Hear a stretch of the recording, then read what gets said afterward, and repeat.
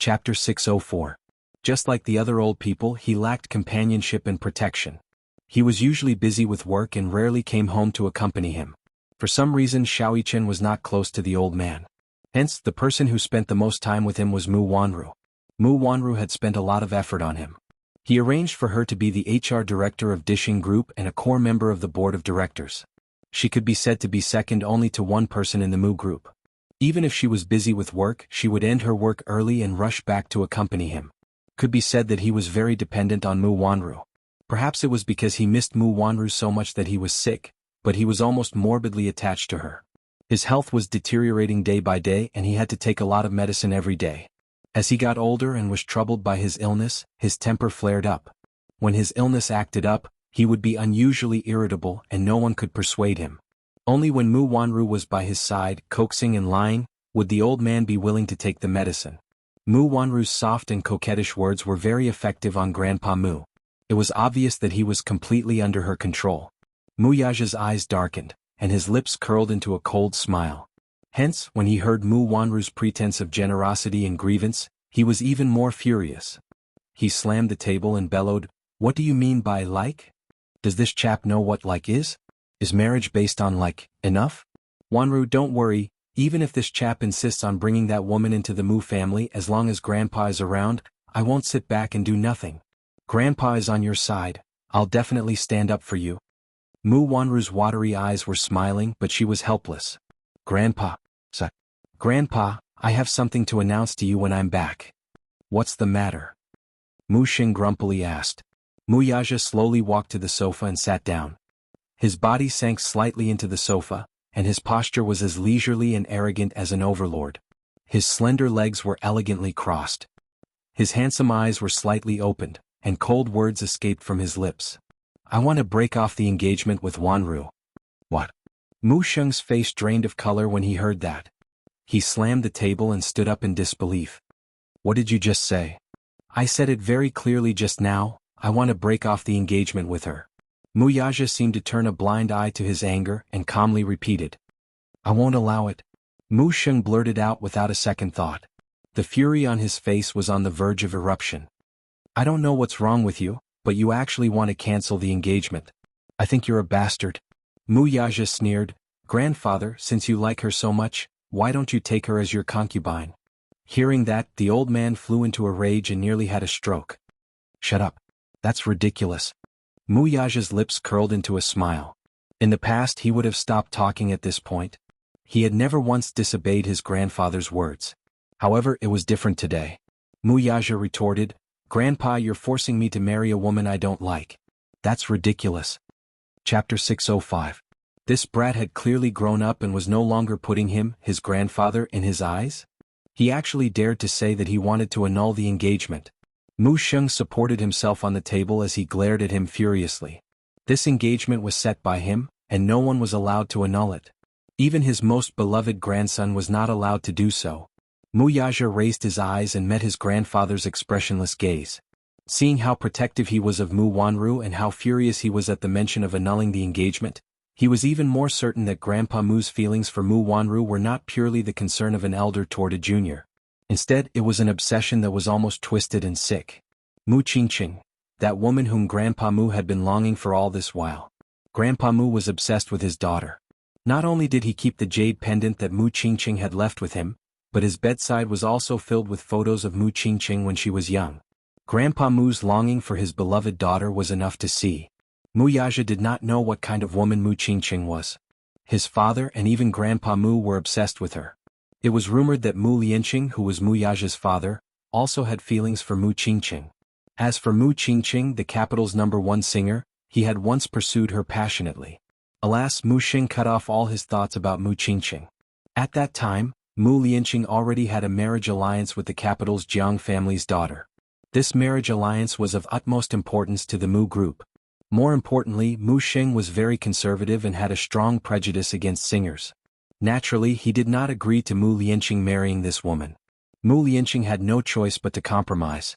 He proposed a condition, which was for Mu Xing to acknowledge Mu Qingqing as his adopted daughter. Mu Xing agreed to it immediately. Mu Qingqing became the Mu family's adopted daughter as a matter of course. At that time, Many wealthy families in the capital coveted Mu Qingqing. Her beauty and talent were undeniable. Initially, Mu Xing did not like Mu Qingqing and did not give her any face. But Mu Qingqing remembered the Mu family's kindness to her. She was grateful to the Mu family. Hence, she served him well in all matters, big or small. Gradually, he developed feelings for her other than kinship.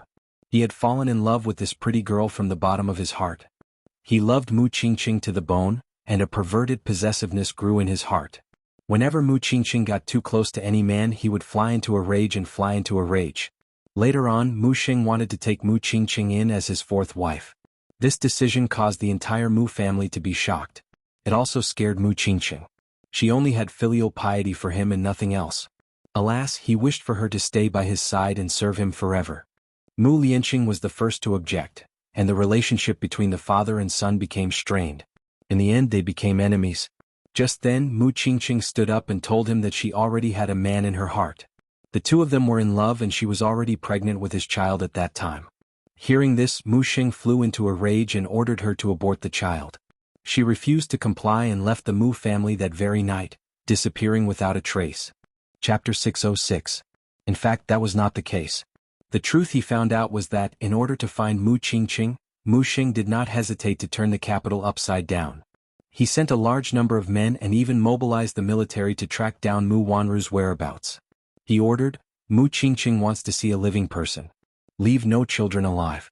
Cut the weeds and dig up the roots. The Mu family was determined not to leave any bastards alive. Mu Qingqing was unfortunately involved in a car accident to avoid the pursuit of the men sent by Mu Sheng. Her car flipped off a cliff and she died. A beautiful woman died an untimely death. Her two children, on the other hand, disappeared without a trace. No one knew if they were alive and no one knew if they were dead or alive.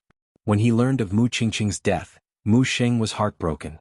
The pain of losing his beloved daughter was so excruciating that he fell ill. For 5 whole years, he was bedridden, absent-minded, and depressed. It was only when he recovered from his illness that he thought that since Mu Wanru was no longer around, he should at least find his 2 children.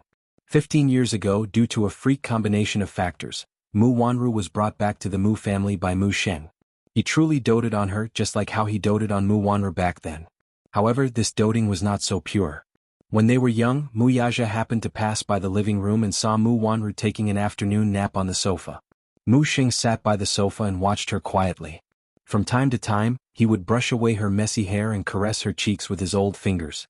His eyes were fixed on her face. It was as if he could see Mu Qingqing's shadow through Mu Wanru. The love and gentleness on his face revealed a hint of morbid distortion. He lowered his head and kissed Mu Wanru on the lips. Mu Yaja knew in his heart that the reason why Mu Xing arranged this marriage was because his obsession and lovesickness for Mu Wanru was in his bones. At first, he did not care much about his marriage. He thought that marriage was nothing more than a formality and anyone could do it. Now, however, he had his own obsession. He was determined to call off the engagement. Mu Yaja no longer looked at Mu Sheng's ruthless face. Instead, he slowly stood up. His lips curled into a disdainful smile. "Grandpa, no matter what you think, I've made up my mind. I'll hold a family meeting to announce the cancellation of my engagement with her." "You dare?" Mu Sheng too stood up with the help of his walking stick. Glaring at him, his wrinkled hand trembled as he gripped the walking stick tightly. "As long as I'm around, your marriage agreement will be valid for a day. I will never allow you to cancel your engagement with Wanru. And you? Mu Yaja. After saying that, he walked upstairs. He was infuriated. This rascal was clearly going to fight him to the end. For a lowly actress in the entertainment industry, he actually ignored his orders. Shocked and furious, he threw the cane in his hand at Mu Yaja's back. Pa! A slap sounded. The agarwood cane fell heavily on his back. Mu Yaja paused and slowly turned around. His eyes were filled with arrogance and coldness as he looked at Mu Sheng. Mu Wanru was shocked to see this. She hurried forward to support the trembling Mu Sheng. Chapter 607. His majestic and powerful words reverberated in the spacious main hall. Even Mu Wanru could not help but be shocked. Grandpa Mu was actually threatening Mu Yaja with the inheritance of the Mu family's head? While Mu Wanru was shocked, she was also secretly pleased with herself. Grandpa Mu's love for her made her even more fearless. The corners of Mu Yaja's eyes narrowed when he heard this. Yes, how could he forget? When Grandpa Mu announced this marriage, he also announced that he would be the successor of the Mu family's head. How could he forget that the reason he was able to obtain the right of inheritance was not because of how outstanding he was? It was completely established on this engagement. The only reason he agreed to this marriage was because Grandpa Mu had openly promised him that if he were to get married to Mu Wanru, he would give him the inheritance of the Mu family's head. Needless to say, this was very tempting to him. The Mu clan was a big clan, but its internal affairs were complicated. There were too many interests involved. It would not be an exaggeration to describe the Mu family as a royal family in ancient times. Putting aside the Mu family's side branches and his illegitimate children, the old man had 3 wives. These 3 wives were very capable and gave birth to 5 sons and 3 daughters for him. At that time, among the 5 sons, the old man was most satisfied with Mu Lianjue, who was from the 3rd wife. Be it in terms of means, ability, or charisma, Mu Lianjue was the most outstanding among the 5 sons and the most promising candidate to inherit the Mu family's head. Alas, the old man was very particular about the distinction between the legitimate son and the concubine. No matter how outstanding Mu Lianjue was and how much he admired him, he was still a concubine's son. He felt that a concubine's son would not be able to enter the Hall of Elegance. Since ancient times, there was no reason for a concubine's son to inherit the family's head. Mu Lianqing was the legitimate son. Although he was not as outstanding as Mu Lianjue in all aspects, he was still a candidate for the family's head due to his status as a legitimate son. It was just that this Mu Lianqing was about to take over the Mu clan's authority, but he passed away at such a young age. As a result, the position of the Mu clan's patriarch had always been empty.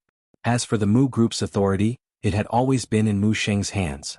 However, he was getting on in years, and he had yet to choose a successor, which inevitably caused internal strife within the family. In ancient times, there was a 9 dragons competition for the throne. At that time, Emperor Kangxi had 24 sons, and 9 of them participated in the competition for the throne. Looking at the rich and powerful families, in order to fight for the position of patriarch and become the master of the family, there were many cases where brothers in the family turned against each other and killed each other. That was because he was anxious to select a successor to be the Mu family's head so as to stabilize the family's internal affairs and prevent unnecessary turmoil. Mu Sheng had been looking for the next family head. And Mu Yaja was the one he was most satisfied with. Even though Mu Yaja was only 14 at that time, he had already won Mu Sheng's admiration. He felt that among the many young people, Mu Yaja's ability was incomparably eye-catching. At that time, the young Mu Yaja was also eager to obtain the right to be the Mu family's head so as to stabilize his position in the family. Mu Lianqing passed away early, leaving behind an orphan and a widow.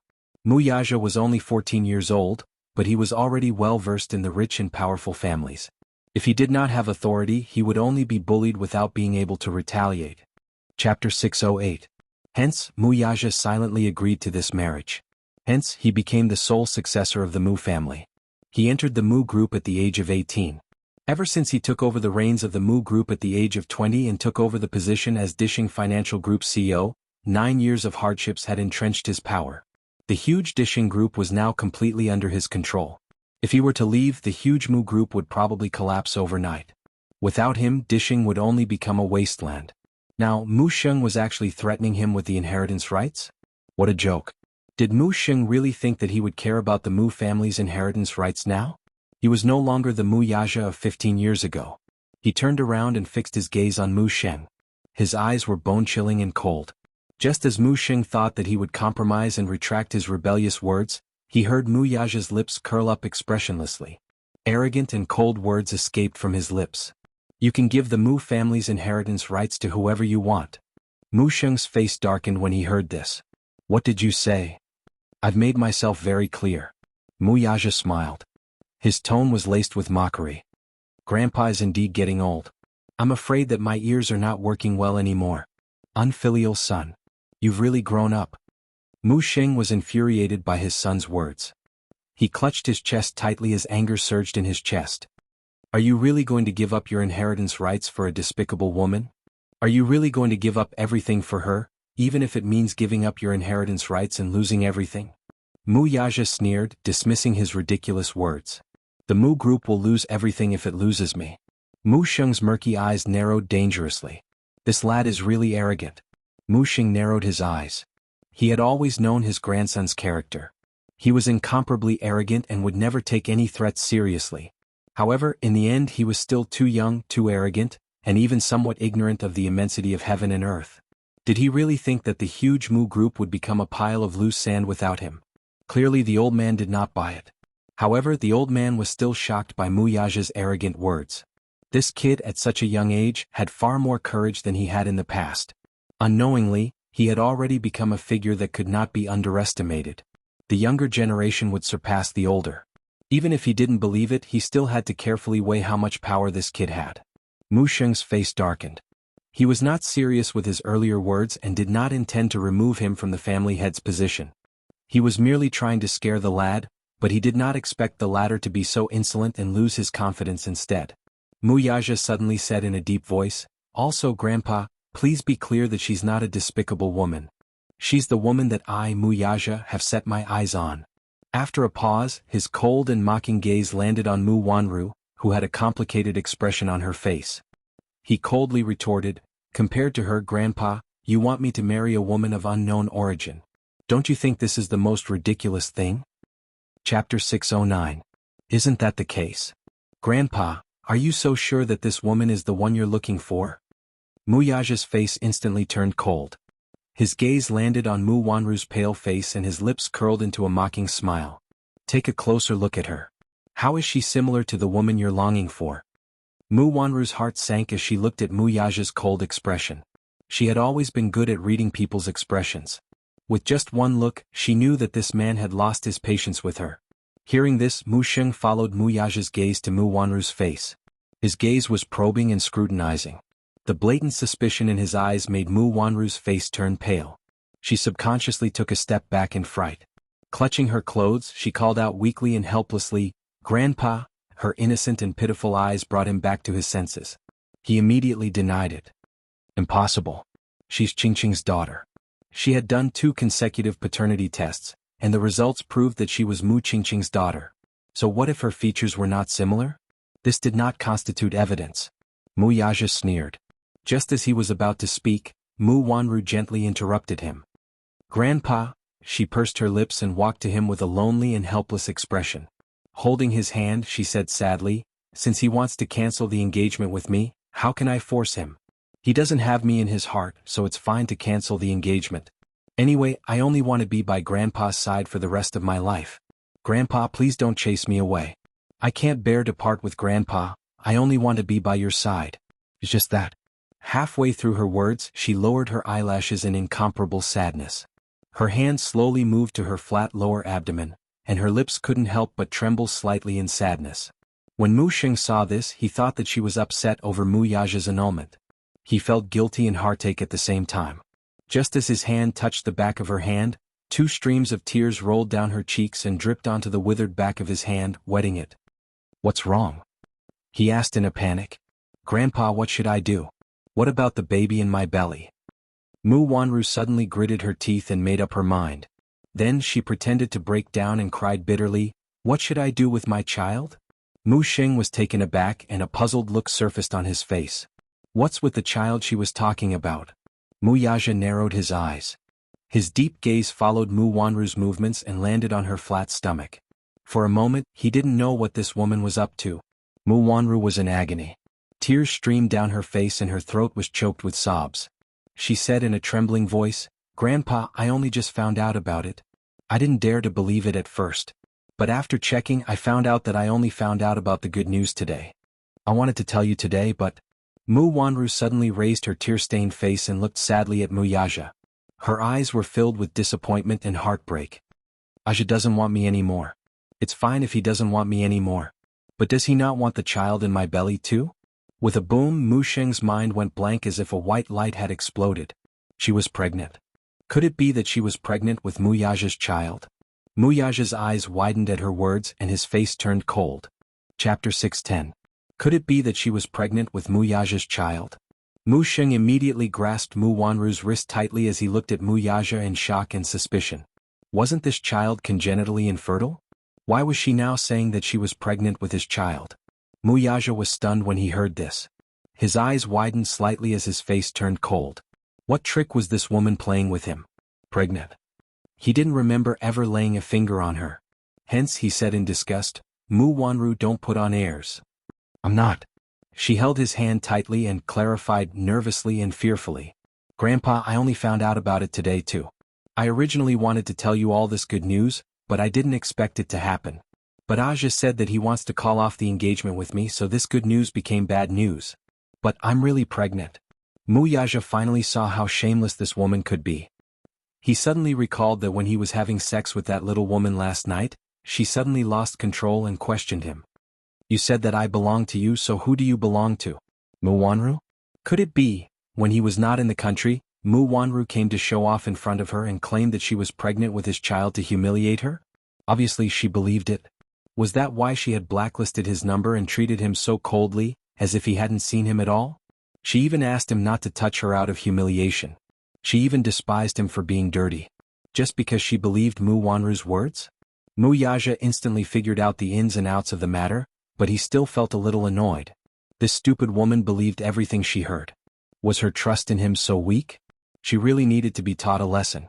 However, Muyaja did not expect Mu Wanru to jump into the fire pit herself. Or was her bluff just a delaying tactic?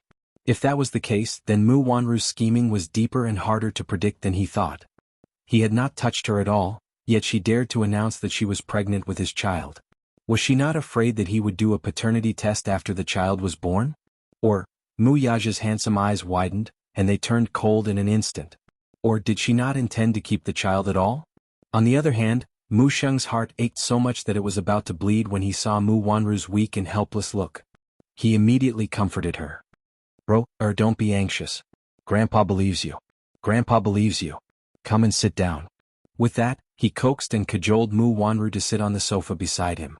After a moment of shock, his face lit up with joy. What nonsense are you spouting? It's a good thing that you're pregnant. It's a great thing. Don't worry.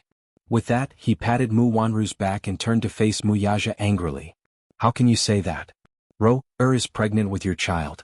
Isn't this great thing? What do you mean by pretentious? What are you talking about? You don't even have the basic responsibility of a man. Outrageous. Muyaja frowned slightly and coldly said, Grandpa, I didn't touch her. Even if she's pregnant, it's not my child. Chapter 6:11. This is outrageous. It wasn't easy for you to have a child. This is a good thing. How can you abort it? Mu Sheng was furious as he accused him. You unfilial son. Don't you even acknowledge your own child? Wanru has been helping you wholeheartedly, but what about you? You don't even acknowledge your own child. She's pregnant. If the child isn't yours, whose can it be? Mu Wanru had always maintained a virtuous image in front of Mu Sheng. Naturally, he believed her words without a doubt. Instead, he thought that this unfilial son of his was irresponsible and did not even acknowledge his own child. But he's the child's father. Why won't he acknowledge his own child? Mu Wanru looked at Mu Sheng sadly. Tears streamed down her face as her voice trembled and choked. Her whole body trembled. Seeing this, Mu Sheng's heart ached even more. He immediately pulled her into his arms and comforted her gently. Don't cry, child. You've been wronged. Don't be afraid. Grandpa is here to stand up for you. You just have to focus on recuperating. Don't worry about anything else. Grandpa. Mu Wanru threw herself into his arms with a wronged look and cried sadly. Hearing her cries, Mu Sheng's heart seemed to be cut with a bloody wound, and it hurt sharply. Muyaja raised a brow slightly, his lips pursed and stiff. This woman's acting skills are superb. Those best actresses in the entertainment industry can't even compare to half of her acting skills. If not for his sense of propriety, he would have been deceived by her innocent face and suspected whose child the child in her stomach belonged to. Regarding this, he did not intend to explain further. In this situation, Mu Sheng only believed Mu Wanru's side of the story. No matter how he explained, he would not be able to defend himself. On the other side, Mu Sheng's heart ached as he covered the back of Mu Wanru's hand and comforted her. Don't be sad. If he doesn't acknowledge this child, Grandpa will. You have to think about yourself. You're pregnant now, don't cry. Mu Wanru's bluff was done out of desperation. She had no choice but to resort to it. In order to protect his identity from being exposed, he did not hesitate to take the risk. She was keenly aware that Muyaja must have seen through her identity, but she didn't know when he realized it. Let's not talk about this for now. Seeing that her identity was about to be exposed, Mu Wanru had no choice but to reveal the fact that she was pregnant.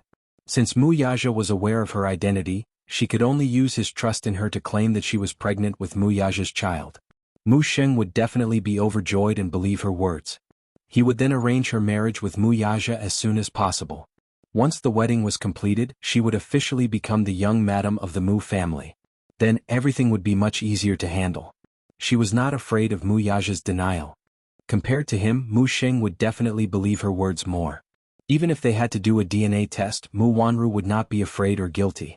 Previously, she had seriously calculated the time of her pregnancy. It had only been 5 weeks since she had sex with Aaron. That was during her safe period, so it was impossible for her to have conceived at that time. Hence, according to the world's judgment, she estimated that she was about 3.5 weeks pregnant. Chapter 6:12. A paternity test was not something he could do just because he wanted to. Even if he insisted on having her undergo an amniocentesis, Mu Sheng would not agree to it.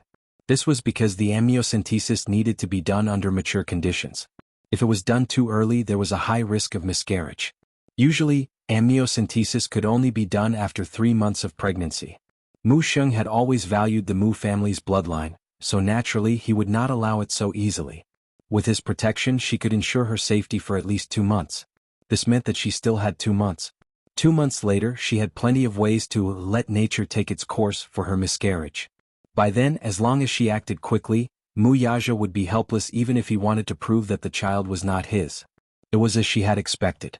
Mu Yaja stood on the escalator and watched this farce from above. She heard him say coldly, "Won't the truth be out if the child is mine after a paternity test?" Mu Wanru raised her head and said righteously, "Fine. I'll do it with you. If you want to do a paternity test with me, then I'll do it with you. This way I can prove my innocence." She met his cold gaze without a trace of guilt or panic on her face. To a certain extent, this was undoubtedly a provocation. Mu Yaja's eyes darkened, but he heard Mu Sheng cut her off sternly. "No." The third madam had undergone an amniocentesis before, so he knew very well that it was quite dangerous for the fetus and could easily lead to a miscarriage. He slammed the table and stood up, scolding Mu Yaja, "This is outrageous. Can the child still be saved if we do an amniocentesis now? Are you crazy?" "Grandpa, I'm fine. Since he wants to verify if the child in my womb is his, then let him verify it. I have a clear conscience anyway," Mu Wanru immediately said from the side. Mu Sheng said helplessly, "Silly Ro-air, you don't understand at all. You're just pregnant. How can you do an amniocentesis? I'm afraid it'll be difficult to keep the child." Mu Wanru pretended to be angry and mumbled, "It's fine if you don't want it. Anyway, he doesn't recognize this child. If the child is born and knows that his biological father doesn't recognize him, he will be very sad. Don't lower yourself to his level. Anyway, Grandpa won't allow you to do it. Just focus on taking care of the fetus and don't worry about the rest." He coaxed at once. Mu Wanru wiped the tears from the corner of her eyes with a square handkerchief. Her head hung low, but at an angle where the old man could not see, her lips curled into a sinister smile. Mu Yaja did not miss the sinister smirk on her face. The man frowned, but then he thought of something and his thin lips suddenly curled up coldly. He seemed to know who this child belonged to. He had to admit that this woman was very thoughtful. She was meticulous in everything, no matter how big or small. She didn't leave out any clues. Presumably this was just her stalling tactic. After these 3 months, she would definitely quietly create an accident so that the child in her belly would naturally be aborted, wouldn't she? But this woman was still too naive. He had long expected this. 6 years ago, when they got engaged, Mu Sheng urged him to get married as soon as possible. The old man did not want to delay their wedding too much. He wholeheartedly hoped that the two would get married and have children as soon as possible so that the Mu family could flourish. Chapter 6:13. Alas, Mu Wanru was merely a pawn he used in exchange for the inheritance of the Mu family. He could get engaged to her, and he did not mind getting married to her. Impossible. Hence, he fabricated the news of her being infertile. Everyone believed it to be the truth. When Mu Sheng learned of Mu Wanru's infertility, he who had always valued his family line, was somewhat hesitant. The marriage was delayed again and again because of this. Mu Wanru also believed it to be true and thought that she was infertile. Unbeknownst to her, she was merely a pawn in the man's game of chess from the start. Moreover, he already had evidence of her cheating on him. Be it the audio tape or the CCTV footage, how could the evidence in his hands not prove her innocence? This woman was too naive. Playing such a clumsy game with him was truly laughable. Was she really so naive to think that he would not be able to produce evidence of her cheating other than an amniocentesis and a paternity test? Muyaja smiled. Grandpa, if you find out one day that the child in her stomach is not mine, what will you do? Mu Sheng's heart skipped a beat as he looked at him. Then, his doubtful gaze landed on Mu Wanru. Hearing this, the latter shook her head innocently and said timidly, Grandpa, you must believe me.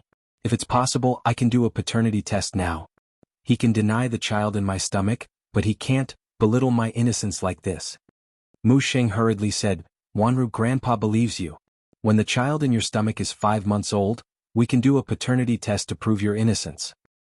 All right, I'll produce evidence to prove your innocence. Muyaja's face was calm and his eyes were cold. He then turned around and went upstairs expressionlessly. His cold voice made Mu Wanru's bones tremble uncontrollably. This man seemed to be scarier than she had imagined. What other tricks did he have up his sleeve that she didn't know about? Mu Wanru couldn't help but feel a little flustered. She didn't know if he really had some secret evidence in his hands. She was very careful, so she shouldn't have left any traces behind. He shouldn't be caught red-handed. However, Muyaja's eyes flashed with disdain and fierceness, as if he really had something that could be used against her. She couldn't suppress the panic in her heart. She couldn't help but feel that this man must have evidence of her in his hands. Otherwise, he wouldn't be so calm as if victory was within his grasp. Ever since she said that she was pregnant, his face had never revealed a look of surprise. It was as if he had expected this. Could it be that he knew she could get pregnant? Thinking of this possibility, Mu Wanru couldn't help but break out in cold sweat. Regarding her diagnosis of infertility 6 years ago, there were still a lot of doubts. It was very strange. She had never believed that it was impossible for her to conceive. Could it be that this man was the one behind this matter? Thinking of this, Mu Wanru instantly broke out in cold sweat. Her lips trembled uncontrollably from immense fear. Mu Xing touched her hand and felt that her fingertips were extremely cold. He looked up and saw the cold sweat rolling down her face. The fear in her eyes could no longer be concealed and was on the verge of bursting out. Chapter 6:14. Mu Wanru held his hands, intending to add fuel to the fire. Grandpa, I'm scared. I'm really scared. You have to believe me, if the child in my stomach isn't his, who else can it be? Didn't he accuse me of having an affair with another man? How can I do that? Grandpa, you have to believe me. I won't do anything to let him, you, or the Mu family down. Am I right? The old man nodded his head repeatedly, clearly believing her words. I believe you. How can my Ro-er do such a thing? Grandpa believes you. But he really wants to do a paternity test with me. Grandpa, it's not that I don't dare to do it, it's just that I can't bear to part with this child. If the child in my stomach gets hurt, I really don't know if I can still have a child in this lifetime. Mu Wanru's tearful and pitiful look made his heart ache even more. He kept consoling her. Good girl. Don't worry, Grandpa is here, no one is allowed to touch a strand of your hair. I won't allow anyone to harm the Mu family's bloodline. Don't be sad, even if he doesn't acknowledge this child, Grandpa will. Mu Wanru was overjoyed, but her face revealed an aggrieved and touched expression. She threw herself into his arms and cried, Yes. Grandpa loves Ro-er the most. Nestled in his arms, Mu Wanru could not stop sobbing sadly. Her face was filled with panic and fear. Song Qingling Kindergarten. At the school gate, children were being led by the teachers to the school bus hand in hand.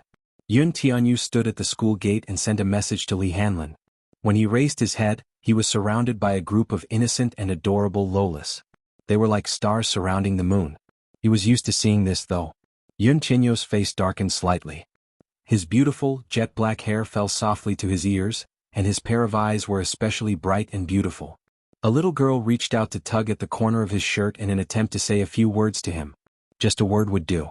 Yun Tianyu gently turned his body away, seemingly repulsed by her intimacy.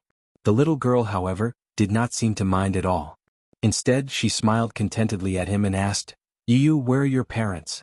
Do you always go home alone? Yun Tianyu expressionlessly turned his head away, not wanting to bother with her. However, the naive child mistakenly thought that he was a little disappointed. Her expression was a little pitiful as she grabbed his sleeve and said, Yu, I can accompany you. He expressionlessly took out his phone and looked at the time. So slow. Did Li Hanlin's car break down on the road? The little fangirls behind him were still chattering around him. He couldn't help but have a dull headache. Thus, he turned to look at the innocent little girl and ordered her to leave. "Don't stand beside me." How annoying. He had already been tortured by them for an entire day. They couldn't even spare him after school. A bunch of kids who couldn't even count on their fingers when it came to addition and subtraction. How could they communicate with each other when their IQs were not even on the same channel? Yu was the little Prince Charming in the kindergarten. Not only the little girls, but even the teachers from other classes would often run to the classroom door and look at him through the window as if they were fangirls. "Aya so cute. If I can have such a cute baby, I'll be so happy." Chapter 6:15. DSK, how annoying. It was like a rare animal being watched all day long. It was really annoying. What was it about his mommy saving the universe in her past life? His mommy was the woman he loved the most in the world. Even if his mommy was not a Superman who saved the world in her past life, she was still the one he loved the most. Just as the pitiful little munchkin was being pestered by a bunch of fangirls, a hero finally came to save him on a rainbow cloud. A flashy Bugatti Veyron sports car stopped at the school gate. When Li Hanlin got out of the car, the cool sports car instantly attracted a round of exclamations from the passers-by. "Oh God! Bugatti Veyron. This is a limited edition sports car. It's very expensive. I've seen it in a magazine. This sports car is worth tens of millions. Oh God! This is my first time seeing a real car." The flashy luxury car attracted the attention of the passers-by. Many of them took out their phones to take short videos and post them to their friends. Some of them had only seen sports cars in magazines and had never seen Li Hanlin's limited edition sports car, which cost tens of millions, which was flown over from the supercar kingdom. Yun Chenyo's lips twitched. He was speechless as he looked at the passers-by who were touching the car and posing for selfies from time to time. Spotting the little lad's figure in the crowd, Li Hanlin immediately walked over to him in a fawning manner. "Director Yun, I'm late." Yun Tianyu glared at him in displeasure. Just as he was about to flare up, Li Hanlin, who seemed to know what he was going to say next, hurriedly kowtowed to him and begged for mercy. "Please don't deduct my salary. Director Yun, it's really hard to save money for a wife." "You," Li Hanlin blinked his eyes and gave him a flattering smile. Yun Tianyu felt disgusted. "Enough. Give me a reason for being late or else your bonus will be deducted." "Yes. I really have a reason for being late." Li Hanlin immediately defended himself. "I found out something today. Let me carry you to the car first and then I'll tell you slowly." With that, Li Hanlin bent over and carried him into the car. There was a child safety seat in the front passenger seat specially prepared for him. "This thing is so childish. I'm not a child, I don't want to sit on it." Feeling wronged, Li Hanlin said, "Seo Yun, there's nothing you can do if you don't want to. It's for your safety. Moreover, the country's law stipulates that children under the age of 8 must sit in the safety seat." Yun Chenyo's face was full of bitterness. That's right, he's not even 8 years old. In the car, Li Hanlin passed a stack of documents to him. Yun Tianyu took the documents and skimmed through them. His brows furrowed slightly. "You sent someone to tail Mu Wanru?" "Yes. We'll be on guard 24/7. "You've done well." Yun Tianyu gave him a rare compliment as his lips curled into a smile. "You'll get a raise this month." Li Hanlin immediately cheered, "Long live President Yun." Yun Tianyu lowered his head and flipped through a few more documents. His gaze suddenly landed on a pregnancy diagnosis report. He scanned it carefully and was startled. "This woman is pregnant?" "Yes." "How can that be?" Yun Tianyu asked suspiciously. "Isn't she congenitally infertile?" "I'm not sure about that." Li Hanlin paused for a moment and then sorted out the matter in detail. Mu Wanru purposely chose an unknown private hospital and bribed a gynecologist to do a pregnancy test to deceive others. Chapter 6:16. Pregnant. Yun Tianyu stared fixedly at the report. His gaze was as sharp as a sword, as if he wanted to pierce through the paper. How could this woman be pregnant? Didn't they say that she was congenitally unable to conceive? Why was there such a pregnancy diagnosis now? What a joke. Yun Tianyu doubtfully reread the diagnosis report several times to make sure that he was not mistaken. Is this news reliable? It's reliable. This woman is really pregnant. Li Hanlin patiently explained while observing his expression. Who was the father of the child in her belly? Was it Mu Yaja's? *it. Yun Tianyu crumpled the pregnancy diagnosis report into a ball. His beautiful eyes were burning with indignation. He had clearly laid his cards on the table. Since he wanted to woo his mother and be his daddy, he had to get rid of all the women around him. This was his bottom line, his principle, and his mother's bottom line. It was not to be violated. What did he say to him back then? He said that he would handle it well. In the end, he got such a diagnosis report. Yun Chenyo's face was cold and tense. His pink lips formed a stiff arc as he frowned. Didn't I tell him to get rid of all the women around him? If Mommy finds out about this, she'll be heartbroken. He lowered his head to look at the crumpled report in his hand. Suddenly thinking of something, he frowned and asked, "You're saying that she went to a private hospital for a pregnancy test to cover up her pregnancy?" "Yes." Li Hanlin nodded. The Mu Group controls 90% of the medical centers in the capital, so the files of the medical centers are kept in the system. This private hospital is located in a small town on the outskirts of the city, so the medical system is not connected to the internet. When she went out, she was dressed in a very simple and low-key manner. She even wore sunglasses and a mask. Hearing this, Yun Chenyo's fingertips lightly tapped on his knees as if he were analyzing something. He got a conclusion from Li Hanlin's words. Yun Tianyu suddenly said in a low voice, "Hearing what you said, I suspect that the child in her stomach is not my daddy's." His words came to an abrupt halt. Yun Tianyu was stunned. He had unconsciously called that man my daddy? Yun Tianyu pursed his lips, cleared his throat awkwardly and corrected himself. "I suspect that the child in her stomach isn't Mu Yaja's." Li Hanlin was puzzled. "What do you mean?" "If the child in her stomach is Mu Yaja's, then it will undoubtedly be a great surprise to her. The Mu family is the richest family in the capital, and they attach great importance to their descendants. If she is pregnant with Mu Yaja's flesh and blood, the mother's status will rise because of the child. With a son and a daughter by her side, her position will be even more stable." Pausing for a moment, he suddenly narrowed his eyes dangerously. "But you said that she deliberately chose a private hospital and even bribed the doctor to secretly do a pregnancy test in order to hide her pregnancy from the public. It was as if her pregnancy was something that couldn't be exposed. Don't you think it's strange?"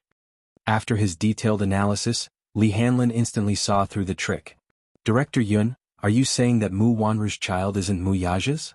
Chapter 617. Yun Tianyu even managed to deduce something from this incident. Mu Yaja had never laid a finger on Mu Wanru. Yun Chenyo's heart was instantly satisfied. If Mu Yaja really gave him a half-brother or sister, he would not acknowledge it.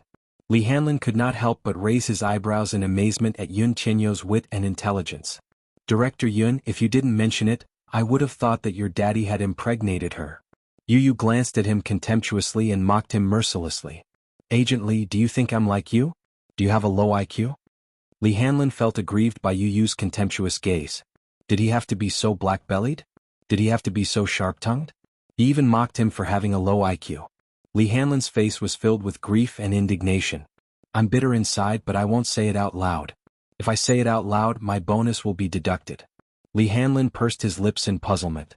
"Since the child in Mu Wanru's stomach isn't Mu Yaja's, then whose is it?" "It's definitely not yours," Yun Tianyu replied abruptly. Li Hanlin was at a loss for words. "I know it's definitely not mine." "That's an interesting question." Yu gave him a sidelong glance expressionlessly. "You're asking me whose child it is? How would I know? Do you think I'm a god?" Li Hanlin clapped his hands in glee. It seemed that this child was not a god. He did not know everything after all. This time it was his turn to be satisfied. "Director Yun, your mommy is filming. Don't you need to visit her?" Li Hanlin suddenly asked. "No need. My mommy's scenes are all night scenes. It must be tough on her. When she's done with the night scenes, I'll definitely nourish her well." As Yu spoke, he started to organize a diet in his mind. He planned to nourish Yun Shirshir's body with more food when she returned home. Li Hanlin was so envious that he was about to die. Why didn't he have such a filial son? Well, he didn't even have a wife. In the future, when she had children, she must use Yun Tianyu as a benchmark. She would educate her children on the path of 24 filial piety from a young age and raise them into a smart and filial son like Yun Tianyu. "Boss, based on the analysis from multiple angles, Miss Yun is jealous of you." In the CEO's office of Dishing Financial Group, Minyu raised his head from the thick stack of psychology books on his desk. He adjusted his glasses and spoke seriously. Mu Yaja leaned back in his office chair with a thoughtful look on his face. Then he stared at him suspiciously. "Really?" "Probably." Minyu immediately explained. "That's what the book says. Read it out, I want to hear it." Mu Yaja immediately ordered. Minyu nodded his head and said, "No matter if it's a man or a woman, when they see their partner interacting with someone of the opposite sex, they will always feel uncomfortable. In psychology, it's called jealousy. Continue. Wuxia nodded and ordered him to continue reading. Chapter 6:18. He needs constant proof of his love. The thought of a possible love rival will arouse strong suspicion and accusations from him, a selfish person. This kind of baseless attack will make him feel wronged and tired at first. Later on, it will become an insult and unbearable. Wuxia was stunned. Why did Minyu's behavior and symptoms seem to be more similar to his? Could it be that when he saw Gu Xingzi kissing her that day he flew into a rage because he was jealous? But when he saw his woman with another woman, shouldn't it be natural for him to be angry? Wuxia suddenly leaned forward slightly and clasped his hands together. He frowned and said, "Minyu." "Yes, boss." Wuxia asked hesitantly, "Is it normal for a man to be jealous of a woman?" Minyu was taken aback. He immediately lowered his head and flipped through the pages of the book with his fingers. Wuxia was shocked by the speed of his hands. Minyu immediately flipped to the table of contents and read it to him with great emotion. Love without jealousy doesn't exist. Vinegar is not just a condiment in love. It's even a nutrient. The intensity of the vinegar is often proportional to the intensity of the love. So, looking back at the past and thinking about the present, if you're never jealous in a relationship, isn't this so-called love very suspicious? Practice is the only standard to test the truth. Jealousy is one of the standards to test whether true love is fake. In other words, when a person is jealous of another person, it's because he loves her and cares about her? Wuxia organized the paragraph into a sentence of truth. Minyu nodded hesitantly and said, "That's roughly what it means." Wuxia frowned. He lowered his eyes and seemed to be deep in thought.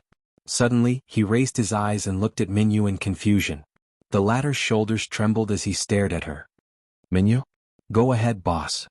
Have you ever been in love?" "No." Minyu was touched on his sore spot.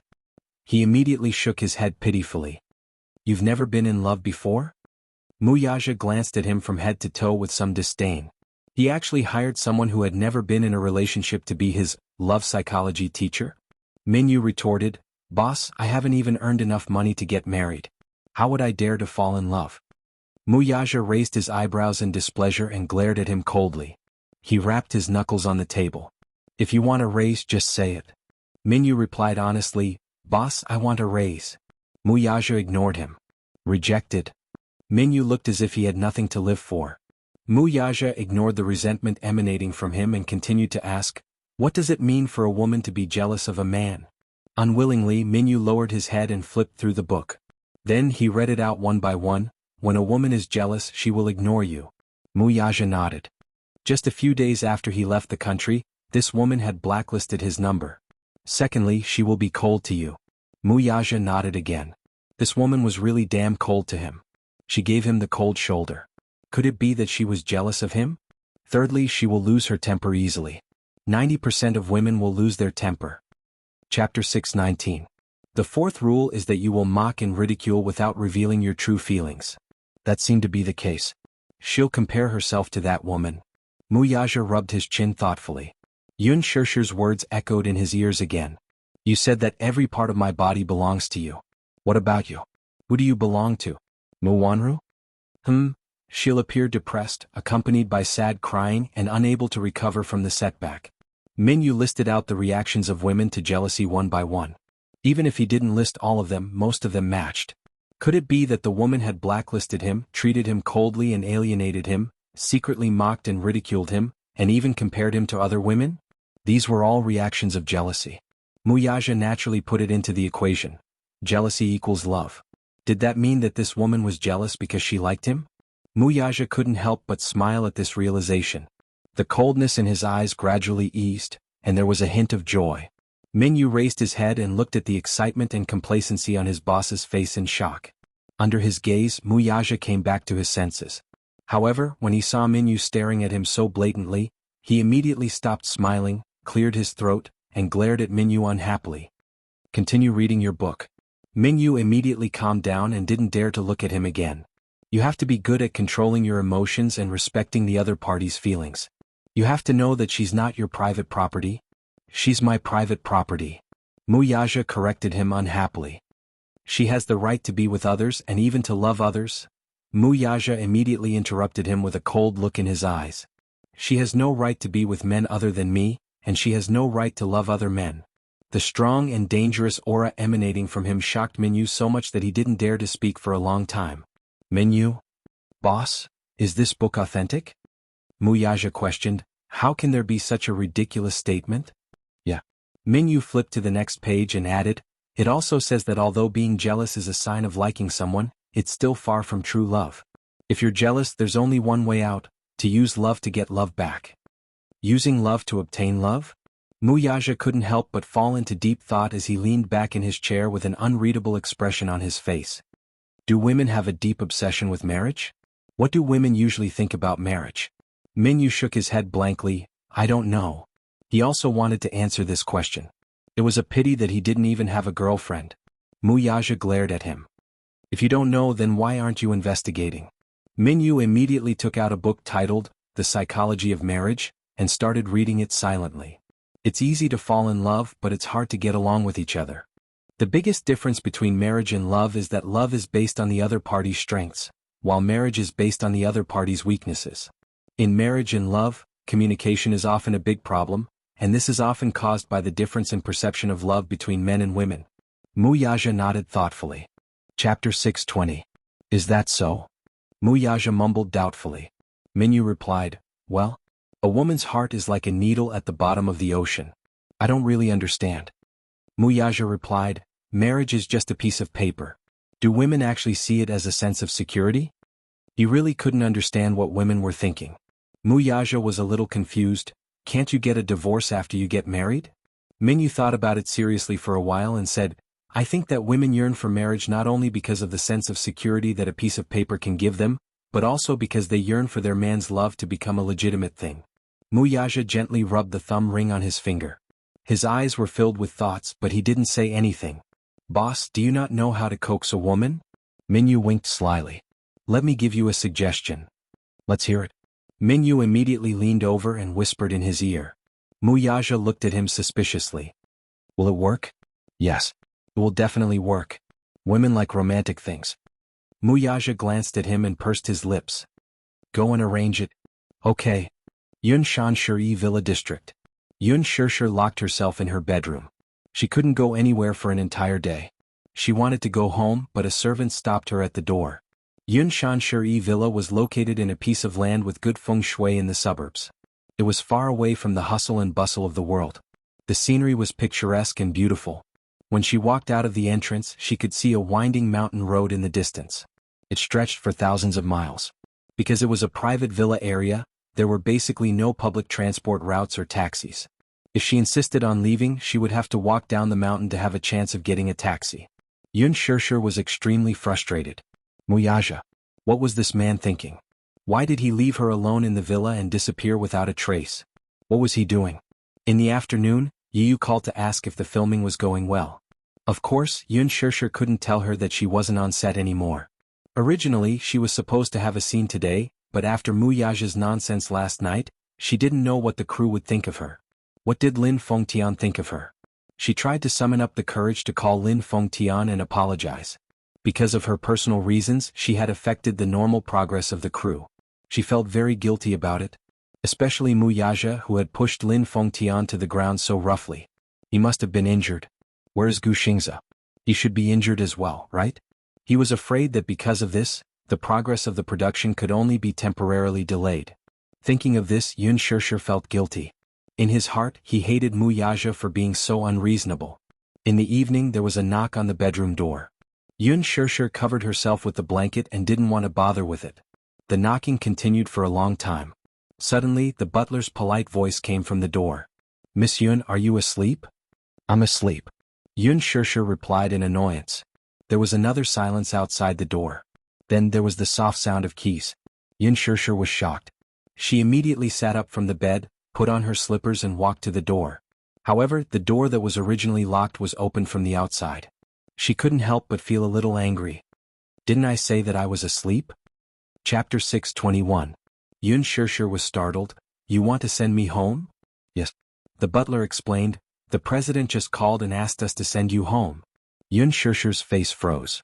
She didn't know why, but when she found out that it was this man who asked the butler to send her home, she felt a little disappointed. However, it quickly dissipated. He said he wanted to send me home? Yes. The butler said and carefully handed over a small dress. The president sent someone to give this to you. If you don't mind, we'll help you change into it. What is this? Yun Shirshir's gaze fell on the small black dress. It was a Chanel haute couture dress. It was elegant and beautiful, and one could tell that it was worth a lot. It wasn't for formal banquets, but more like the small dresses worn by socialites in high society. It was simple, but it didn't lose its elegance. She couldn't help but frown. I don't want it. She didn't want to wear the clothes he gave her. When the butler heard this, a panicked look appeared on his face. Miss Yun, this is a little gift from the president. He repeatedly told us to help you change into it, otherwise. Miss Yun, please don't make it difficult for us. Yun Shirshir said in a huff, I don't want it. Tell him I don't like it. You don't like this style? The butler asked respectfully. This was a style personally chosen by the president. When they saw it, they also felt that Yun Shirshir would look good in it. I don't like this style. Yun Shirshir said coldly. The president didn't just send this one. If Miss Yun doesn't like it, there are a few more styles for you to choose from. With that, the butler immediately called out and a row of fashion clerks in high-class uniforms rushed in. They spread out in front of her, each holding a set of high-class clothes of different styles for her to choose from. Didn't you say you were going to send me home? Why did you make me change into this for a trial? Where's Muyaja? What is he trying to do? Yun Shirshir couldn't help but feel annoyed. She didn't know what he was trying to do. Everyone looked at each other and shook their heads in confusion. The president only told us to help you change into the dress and send you to the car. The car is already waiting for you outside. Upon hearing this, Yun Shirshir immediately walked to the floor-to-ceiling window and lifted the curtains. When she saw a luxurious limousine parked outside the courtyard, she was momentarily baffled. She really could not fathom the man's intention. However, she turned around and looked at the troubled faces behind her. She suddenly sighed and pointed at the black dress and said, Forget it, I won't make things difficult for you. Just this one, I will change into it myself. The servant's face immediately lit up with joy. She left the dress in the room and retreated out of the door. Yun Shirshir changed into the gown and looked at the mirror. The black gown on her made her look even more elegant and slender. It also accentuated her snow-white skin. Her black hair, which was as beautiful as brocade, slanted from her shoulders to her waist. She exuded the aura of a socialite. As soon as she opened the door, the stylists waiting at the door immediately surrounded her. Hair, makeup, jewelry and high heels were undoubtedly a huge project. Yun Shirshir felt that something was wrong. What are you trying to do? The stylists were also confused and shook their heads. Chapter 622. The Bentley slowly parked in the parking lot of Hushin Island. Hushin Island was artificially developed 2 years ago, and now it had become a landmark in the capital. And this restaurant was located on Hushin Island. It could be said to have a picturesque view. Bali Western Restaurant. It was the best Western restaurant for couples in the capital. It was very romantic. It was said that this Western restaurant only served one pair of couples a week. It was rumored that this was the most expensive restaurant in the capital. Whether it was the dishes or the fine wine, they were all extremely luxurious. Therefore, it was widely rumored that Bali's couple's set meal was worth tens of millions. Yun Shirshir initially found it unbelievable when she heard about it. How could anyone be stupid enough to spend 10 million on a Western meal? However, when she got out of the car, she was surprised to see a gorgeous cruise ship docked by the shore.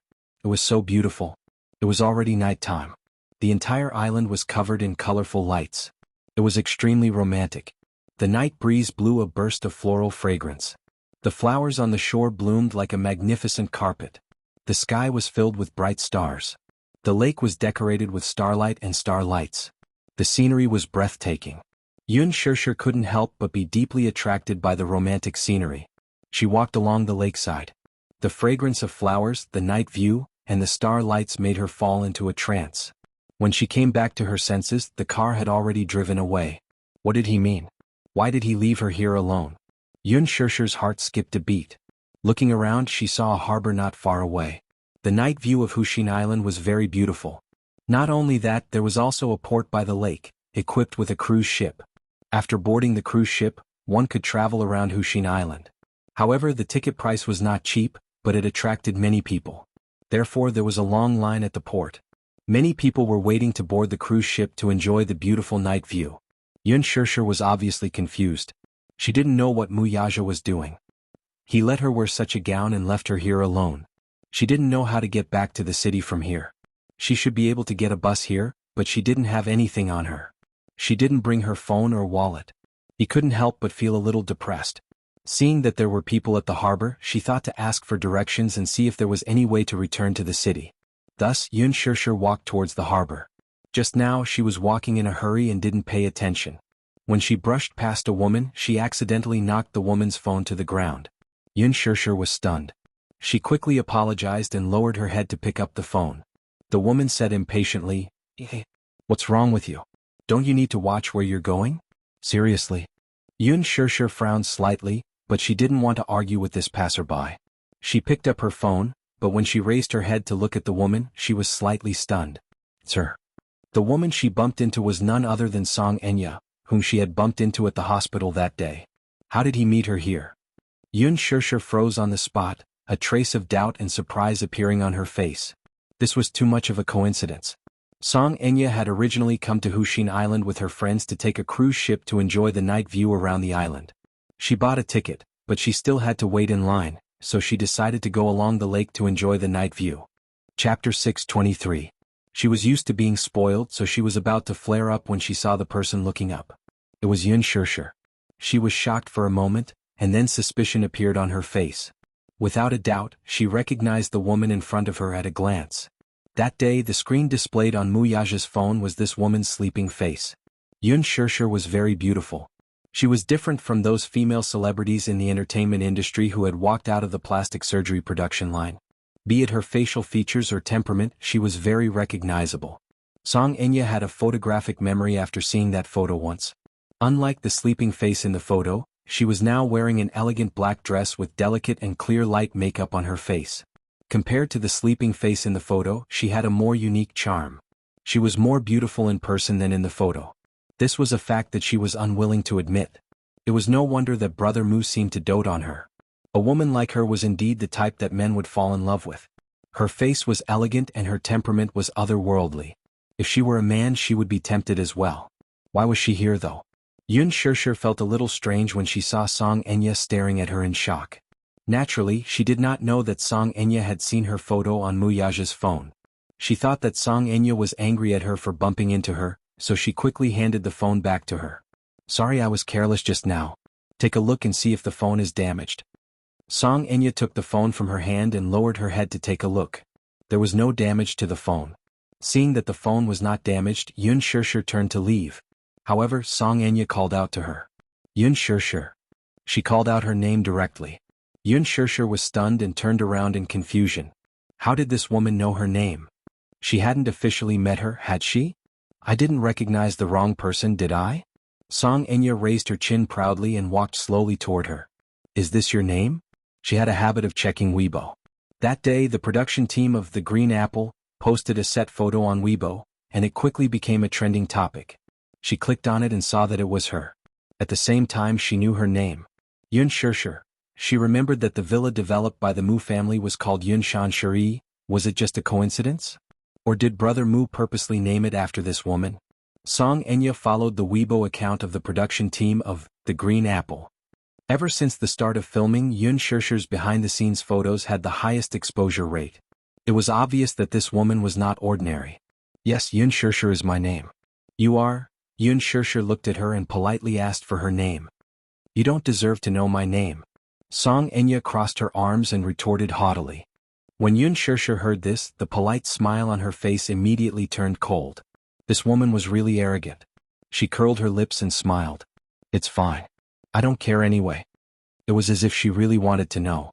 She couldn't be bothered to lower herself to her level. Song Enya choked on her words. Is there anything else?" Yun Shirshir smiled gracefully.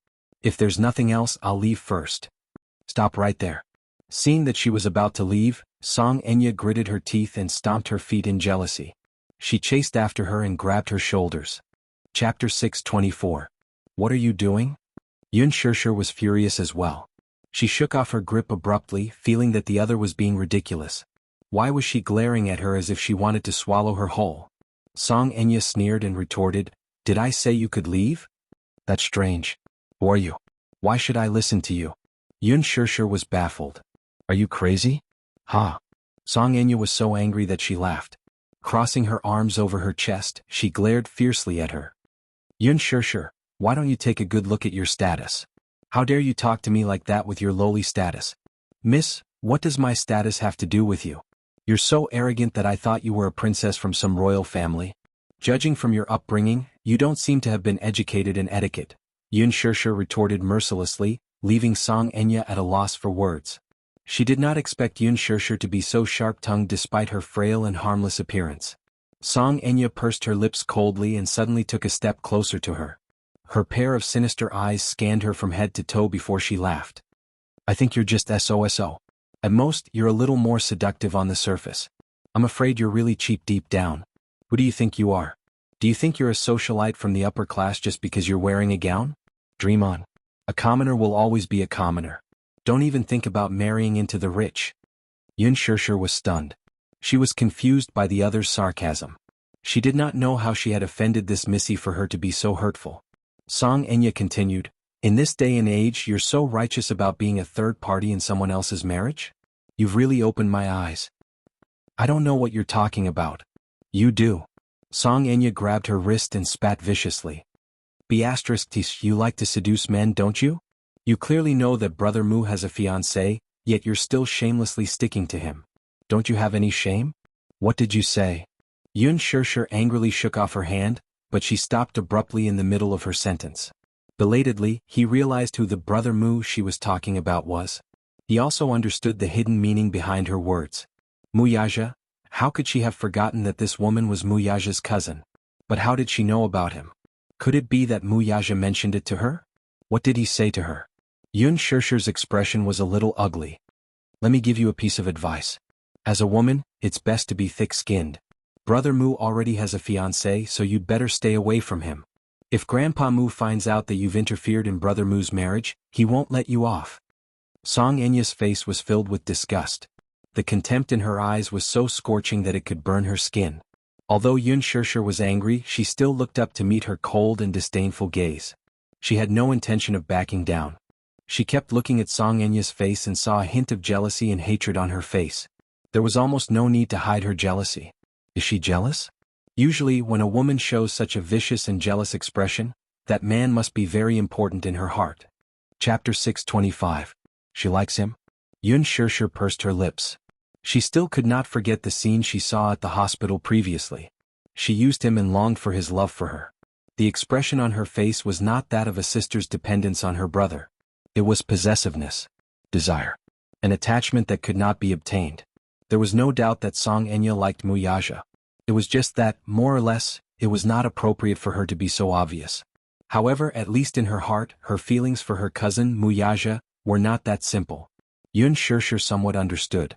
On the surface she was insulting her as a third party. In reality, how could Song Enya not yearn to stand beside Muyaja as a woman, and not as a cousin? After understanding it, Yun Shirshir smiled and slowly said, I think you're wrong about something. What? Song Enya was stunned.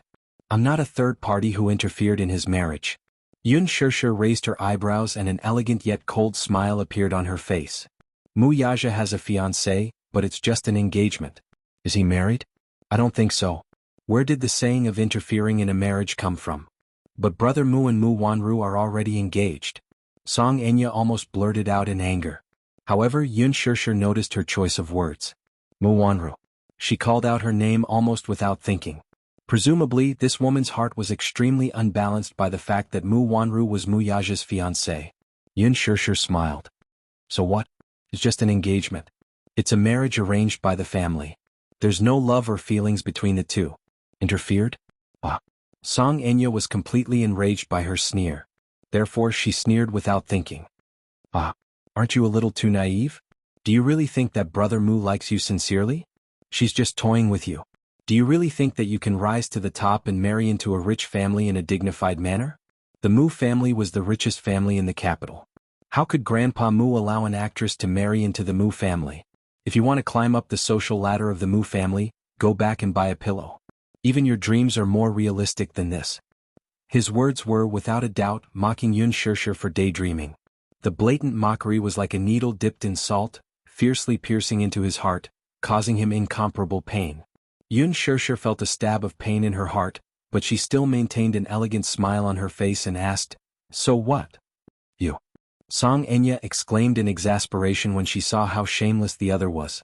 "You're shameless." "Actually, you're right." Yun Shirshir pouted innocently. She had a helpless expression on her face as if she had been seen through. "I want to be promoted. I'm here to snatch your brother Mu Wanru's fiancé. I'm the third party." "But..." After a pause, Yun Shirshir raised her eyes and glared at her coldly.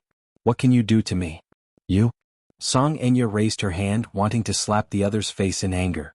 Yun Shirshir raised her hand and held it tightly. She exerted so much force that a deep red mark was almost left on the other's fair wrist. She looked as if she was boneless and weak, but Song Enya did not expect her to be so strong. Chapter 626. What's the matter? You can't win an argument, so you want to get physical? What a missy's temper. Yun Shirshir suddenly flung her hand away. Caught off guard, Song Enya lost her balance and fell to the ground. "Haha, interesting. You're Mu Yaja's cousin, aren't you?" As soon as she finished speaking, Yun Shirshir casually walked over and looked down at her condescendingly. She leisurely asked, "Why? You can't hide the jealousy on your face, can you? Don't tell me that you like Mu Yaja?" Her voice was casual, but there was a strong sense of sarcasm in it. Yun Shirshir's rhetorical question made Song Enya's face turn ghastly pale in an instant. There was no doubt that women understood each other. Men could not tell. Mu Yaja could not tell. However, it did not mean that Yun Shirshir could not tell. This Song Enya obviously had feelings for Mu Yaja. There was no way to hide her feelings. Yun Shirshir could tell at a glance. Especially at this moment, Song Enya's flustered and ashamed expression was obvious. So that was really the case. Yun Shirshir shook her head and sighed. "So that's how it is. You've fallen for your cousin. Is it any of your business?" Song Enya raised her head and said angrily. At this moment, she had fallen to the ground, and Yun Shirshir was talking to her condescendingly. Her aura instantly diminished. Hence, she immediately tried to get up from the ground. Yun Shirshir stretched out her leg and stepped on her hand with her sharp high heel. Song Enya screamed and retracted her hand with a pained expression. She glared at her with a pale face. "You're so pitiful." Yun Shirshir mocked expressionlessly. "One cousin, the other cousin. Close relatives. This is incest. It's truly shocking." "You..." Song Enya was so angry at her words that her face turned red and white and instantly darkened. "Look, you've fallen in love with a man, but this man is your cousin. You can't be together in this lifetime. What is it if not pitiful?" She then added unhurriedly, "I'm different from you though. I even have a child with him." As soon as she finished speaking, Song Enya was so shocked that her face turned pale and she stared at her in disbelief. Yun Shirshir was in a good mood as she admired the other's pale and colorless face. She asked airily, "What about you? What about you? Cousins, close relatives, being together is against the rules of ethics." Song Enya was momentarily stunned. She stared fixedly at Yun Shirshir's face before regaining her senses. Her eyebrows and the outline of her lips. Two's Xiao Yichen's eyebrows. At first, she did not pay attention to it, so she did not realize this. Now that she saw it, she was shocked. Could it be Xiao Yichen is Mu Yaja's child? This realization almost hit Song Enya to hell, and she was instantly buried in a sea of fire. Who's the wishful thinking and daydreaming? Do you think you can be with the man you love without me? Yun Shirshir sneered as if mocking her naivety. That's what's really laughable. Shut up. Shut up. You shut up. Song Enya screamed and covered her ears, not wanting to hear her mockery. Chapter 627. Song Enya's heart skipped a beat when she heard that. She raised her head, feeling suffocated, and met Yun Shirshir's cold gaze. "He said that he only treats you as a younger sister. If I take it to heart, he'll keep a distance from you and even cut off all contact with you." That one sentence sent Song Enya to hell mercilessly. At that moment, even her heart seemed to have stopped beating. Tears burst out of her eyes and rolled down her cheeks. She clenched her teeth tightly, unwilling to look up and let Yun Shirshir see her sorry state. She could only choke on her sobs. "You're lying. You're lying. Brother Mu loves me the most.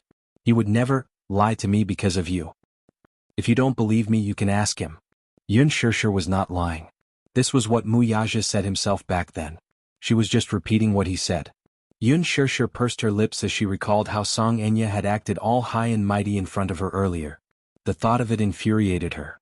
Now that she knew that Mu Yaja only treated her as a younger sister, she could not take the blow and broke down.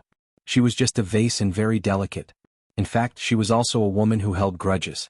One was not a gentleman if one did not take revenge. Therefore, she planned to add another stab to Song Enya's bloody wound. It seems that you don't have much weight in his heart. He actually cut off all contact with his cousin because of a woman you said was just a game. I've really let you down for being so devoted to him. Song Enya screamed at her uncontrollably, "Shut up! You be ****. With that, she pounced on Yun Shirshir from the ground with bared fangs and brandished claws. That shrewish posture made it seem as if she wanted to strangle her to death. At this moment, Song Enya had already lost her rationality after being provoked by Yun Shirshir's words. All she wanted was to teach this ***tch a lesson. Yun Shirshir, however, did not even bother to look at her. With a slight movement of her body, she hooked Song Enya with the tip of her foot. In her fury, the Missy did not see the tripper clearly and tripped unsuspectingly, falling face first into the mud. The cement floor was filled with jagged gravel. Song Enya, who was wearing a short skirt, scraped the skin on her knees from the fall, causing numerous bloody spots to appear on them. Her palms were also scraped, and streaks of blood seeped out. She was in a sorry state. Song Enya lowered her head to take a look at the gruesome abrasions on her knees. In the Song family, she had always been a princess who had been doted on since she was young. Before Song and she was born, she was the only one, the Song. Her father, mother, doted on her, and elder brother, she had never suffered any grievances. Even after Song Inshi's birth, Papa Song and Mama Song's love for her did not diminish at all. Her spoiled Song Enya, and Song Enya's. Being pampered like this, Song Enya was really spoiled like a princess. Her body was as flawless as white jade. She had always been vain and would not let herself get hurt. Now, when she lowered her head and saw the terrible injuries on her knees, she glared at Yun Shirshir and screamed, "Yun Shirshir! You be ****tc shameless!" Tears rolled down and wet her face. Song Enya's meticulously applied makeup was ruined by her tears. Chapter 628. In short, she was scheming and elegant. Song Enya was momentarily stunned when she heard that. Her eyes widened as she sized up the woman before her in disbelief. Her heart skipped a beat and she gritted her teeth hard. "You be ****, smack." Yun Shirshir raised her hand and gave her a tight slap. Song Enya's face was slapped to the side. Her eyes widened in disbelief as she held her stinging cheek in disbelief. She had been slapped by someone. Yun Shirshir looked down at her coldly and sneered. "Didn't your parents teach you any manners? Yun Shirshir, how dare you hit me?" Song Enya was so angry that her eyes turned red. Smack. Yun Shirshir smiled and gave her another slap. This time, Song Enya was completely stunned. "I'll let you see if I dare to hit you or not." Yun Shirshir straightened her clothes expressionlessly. Song Enya was about to flare up when she saw her elegantly turn around and leave. "Yun Shirshir, stop right there." Song Enya gritted her teeth and got up from the ground to chase after her. A hint of impatience appeared on Yun Shirshir's face. This Song Enya really doesn't know pain until she suffers. While the two were arguing, a waiter who had been waiting at the port for a long time, saw the scene and locked his gaze on Yun Shirshir. Seeing her black off-the-shoulder gown, silky hair, and exquisite makeup, he knew that she must be tonight's VIP guest. Hence, he hurried forward and interrupted Song Enya's unreasonable tantrum. "Hello. May I ask if you're Madam Yun Shirshir?" Yun Shirshir turned around and saw the man in his uniform. He looked dignified and polite, so she smiled at him. "Hello, I am. May I know who you are?" "Madam Yun, I'm the manager of Bali Restaurant. You're tonight's VIP guest, so I'm here to pick you up for dinner." Yun Shirshir was stunned. Song Enya, who was behind her, was also stunned. Bali Restaurant. Even Song Enya was shocked by this. Did Yun Shirshir come here to keep an appointment? In Bali, a set meal for couples was worth 13 million. Even in the whole of Beijing, this was a sky-high price. Bali was a Western restaurant that was rumored to be extremely dreamy. It was said that the dishes included 8 delicacies, accompanied by aged wine. From the small dishes to the large decorations, all of them were noble and exquisite. It was said that before the meal, they would take a 30-minute helicopter ride overlooking the beautiful scenery of Hushin Island. During the meal, they would also receive 10,000 roses. Just this alone was enough to make many women scramble for him. Being able to go on a date in Bali had become a symbol of supremacy. Who exactly was Yun Shirshir meeting? Her heart skipped a beat. Could it be Brother Mu? Yun Shirshir was also a little surprised. However, she had already guessed who had arranged all of this. She cast a sidelong glance at Song Enya from the corner of her eye before turning to the senior waiter with a polite smile. "All right, I'll follow you." "Wait." Song Enya called out to her with a livid face. "Are you on a date with Brother Mu?" Yun Shirsher turned around and looked at her expressionlessly. Date? Would Mu Yaja go on a date with her? She couldn't imagine that he would spend so much time on dates. Therefore, she was not sure if Mu Yaja was planning to go on a date with her. However, when she saw Song Enya's conflicted and anxious expression, she smiled and said, "Yes, so I'm going on a date with him. So, I'm going to keep my appointment. Don't follow me anymore." Chapter 629. Song Enya flew into a rage out of humiliation. Just as she was about to step forward again, she was stopped by a bodyguard who appeared just in time. Bali's security was in place. After all, they had to take care of the guests' personal safety and privacy. Hence, under the bodyguard's obstruction, Song Enya could only watch as Yun Shirsher was escorted onto the cruise ship. The Bali Western restaurant was located on Hushin Island, and the only way to get there was via a cruise ship. Unlike the cruise ships on the lake, this one was privately owned by the Bali Western restaurant, so it was much more luxurious than the ordinary cruise ships. Hence, when Yun Shirsher boarded the cruise ship under the guidance of the waiter, it immediately attracted the exclamations of those who were standing at the harbor overlooking the scenery. For a moment, there were discussions of jealousy, amazement, and envy. "Oh God! Is that the Bali Western restaurant's private cruise ship? Oh my God! It's so luxurious. Isn't it? I heard that this cruise ship cost a fortune. Oh God! Bali, that's my dream." Yun Shirsher stood in front of the railing as the cruise ship started moving. It slowly left the harbor and headed toward Hushin Island. She lowered her head and looked at the waves that kept rising. The bright starlight on the cruise ship reflected on the lake's surface, making it a beautiful sight. The silver moon on the horizon was like a hook. Standing on the deck, Yun Shirsher hugged her shoulders and could not help feeling a little chilly. The waiter considerately put a jacket on her. Yun Shirsher thanked him politely, but even with the jacket she did not feel cold. Her heart was still cold though. The Mews are the richest family in the capital. How can Grandpa Mu allow an actress to marry into his family? If you want to climb the social ladder of the Mews, go back and buy a pillow. Even your dreams are more realistic than this. Do you really think that Brother Mu likes you from the bottom of his heart? He's just playing with you. Do you really think that you can climb up the social ladder and marry into a rich family in a dignified manner? In this day and age, is it so justifiable to be a third party and interfere in someone else's marriage? Third party? Yun Shirsher's lips curled into a cold smile. What a joke. How did she become the third party? Everything that Mu Wanru originally had belonged to her. Mu Wanru was the real third party, wasn't she? She took away the token that her mothers left for her. Took away her identity. Took away her family. She had taken away her fiancé. Isn't the third party Mu Wanru? How did it become her? She of the nights to two of course of the night, two of the night, to the winds to lift her messy hair, and straightened her back to it. Well, what Mu Wanru had should have belonged to her. Since that was the case, then she would take back everything that originally belonged to her. Even if she didn't care for all of this. The of Yuns. Off. Thinking of Mu Wanru's disgusting face, Yun Shirsher felt disgusted from the bottom of her heart. The crimes and grievances that she had to bear for more than 10 years were all in her heart. She swore that she would take back everything that originally belonged to her. The cruise ship soon sailed to the harbor of the island. There were already people waiting for them at the harbor, standing in a row. Chapter 630. There was only one private room in the restaurant. The huge private room was at least 300 square meters.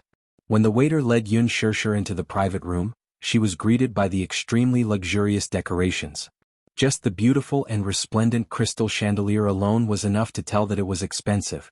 Yun Shirsher walked to the table and saw exquisite cutlery on the table. She picked up the chopsticks and saw that they were made of jade. They were even inlaid with diamonds and engraved with her name. Yanshishi. It was so luxurious that it made one speechless. No wonder it was rumored that a couple's set meal at the Bali restaurant was worth tens of millions. Even every detail was exquisite and luxurious. She looked around but did not see Mu Yaja. Yun Shirsher turned around and asked curiously, "Who made the reservation? Why don't I see him?" She could not help but feel suspicious. What was Mu Yaja trying to do? He brought her here but did not see him. The waiters looked at each other, but they smiled without saying anything. Yun Shirsher saw that they were pretending to be mysterious. She raised her eyebrows slightly and decided not to think about it. She walked around the private room alone and accidentally found that there was an observation deck in the private room. Yun Shusher could not help but be attracted by the Hubble Space Telescope on the observation deck. Is this a telescope? Yun Shusher pointed at the telescope and asked. She didn't know much about astronomy, so she wasn't sure if this was a real telescope. The waiter behind her smiled and said, "Yes, I heard that there will be a meteor shower tonight. Miss Yun, do you want to take a look?" Sure. Yun Shusher gladly agreed. She was quite interested in this telescope. Therefore, she walked to the telescope and the waiter quickly adjusted it for her. Yun Shusher clumsily looked through the telescope and saw the beautiful starry sky. Incredible. Usually, when looking up at the starry sky, one could only see the scattered stars in the night sky. However, through the telescope, one could see that these stars were not of the same size. Some stars were very small as a grain of sand. However, some of the stars were very large. They were either blue or orange in color. Most of them were like diamonds embedded in the night sky, shining brightly and very charming. The stars contrasted with each other and came into view like a beautiful starry sky. It was so beautiful that it was suffocating. Yun Shusher could not help but be fascinated by it. It was no wonder that many astronomy enthusiasts were fascinated by astronomy. Indeed, a starry sky like this could not help but be fascinated. Yun Shusher was in a daze and did not notice that the waiter behind her had already left the private room. She stared at the stars in the sky in a trance. Suddenly, a bright and dazzling shooting star flashed across the camera lens. Fast, very fast. In the blink of an eye, it disappeared without a trace. Alas, Yun Shusher was still unable to contain her excitement. It was as if this was the first time in her life that she had seen a meteor. Yun Shusher could not help but exclaim. She looked up and said excitedly, "I saw a meteor." Turning around, Yun Shusher wanted to announce the news excitedly, but she bumped into a warm and firm chest. Her forehead hurt a little. Chapter 631. Her gaze could not help but be drawn to the exquisite diamond on the pendant. It was meticulously carved into the shape of a shooting star. At first glance, it was as eye-catching as a shooting star. Yun Shusher looked up in shock. Mu Yaja had unknowingly appeared behind her. He was wearing a black shirt and had smooth and neat black hair. On his handsome face, a pair of deep and mesmerizing eyes were quietly fixed on her. In his eyes, there was a gentleness that had never been seen from him, who had always been arrogant and cold. This rare gentleness seemed to be able to melt the coldest glacier in the world. Yun Shusher was shocked. Could the shooting star that had flashed across the camera just now be this diamond necklace? She knew that everything that had happened tonight was probably a so-called surprise that this man had specially arranged. But what surprised her was that she did not think that this man would waste his time on a date. From what she knew, his time should be very precious. He was in charge of the huge Dishing financial group and should be very busy every day. But, even though she was somewhat mentally prepared, she still did not expect that he would have prepared all this for her. For a moment she was a little confused. Could it be that he knew that he had gone too far last night, so he had prepared this mysterious date to create a surprise for her and bridge the gap between them because of what had happened last night? What she didn't know was how arrogant this man was. She was his first woman. She was also the woman that he was willing to spend time and effort to pamper. He had never put so much effort into dating before. However, this was his first time doing so. Although he had consulted Minyu's opinion on many aspects of this date, he still did not know how to guess a woman's thoughts. What did she like? What did she not like? He had no idea. He could only rely on Minyu's suggestions and slowly figure it out. Mu Yaja lowered his head to look at her. His gaze landed on her and saw that her beautiful peach blossom eyes were staring at the diamond pendant dangling in front of her in surprise. This man had meticulously prepared all this. Could it be that he felt guilty about what had happened last night? Was that why he did all this to make up for it? Yun Shusher cursed in her heart. From time to time, she would raise the corners of her eyes slightly to size up Mu Yaja's expression. "You like it?" He opened his mouth slightly, his voice clear and deep. Yun Shusher did not say anything. She looked at him with anger in her eyes. She thought about how bad this man was yesterday. Seeing him, her heart was filled with anger. However, her gaze once again fell on this almost suffocatingly beautiful pendant. Even though she tried her best to maintain the cold curve of her lips, she still lightly curved her lips because of this unexpected surprise. Mu Yaja looked at the gentle light in her eyes. She probably liked this surprise. Women should have lost their resistance to such surprises. Therefore he held her shoulders and turned her around, wanting to put the diamond pendant on her neck. Yun Shusher suddenly broke free from his grasp. With his closeness, her face quickly regained its indifference. In his eyes, she was still angry with him. "You don't like it?" Muyaja asked in a deep voice as if he was asking for her opinion. Yun Shirshir glanced sideways at the pendant lying in his palm, but she shook her head coldly. Chapter 632. How could he not see her stubbornness and going against her will? This woman was clearly still angry at him. Looking at her eyes just now, it was clear that she really liked this pendant. She was clearly throwing a tantrum with him. Muyaja's lips curled into a playful smile, so he said, "If you don't like it, I'll throw it away." After saying this, without waiting for her to react, Muyaja strode to the railing of the observation deck and forcefully threw the pendant into the lake. The observation deck was very close to the lake. The strength in his hand naturally could not be underestimated. With one throw, the pendant disappeared without a trace. Yun Shirshir turned her eyes and just happened to see his action. Her heart fiercely trembled, and then she could not care about maintaining the reserved expression on her face. She anxiously walked to his side and looked in the direction he had thrown the pendant, but she could not see it.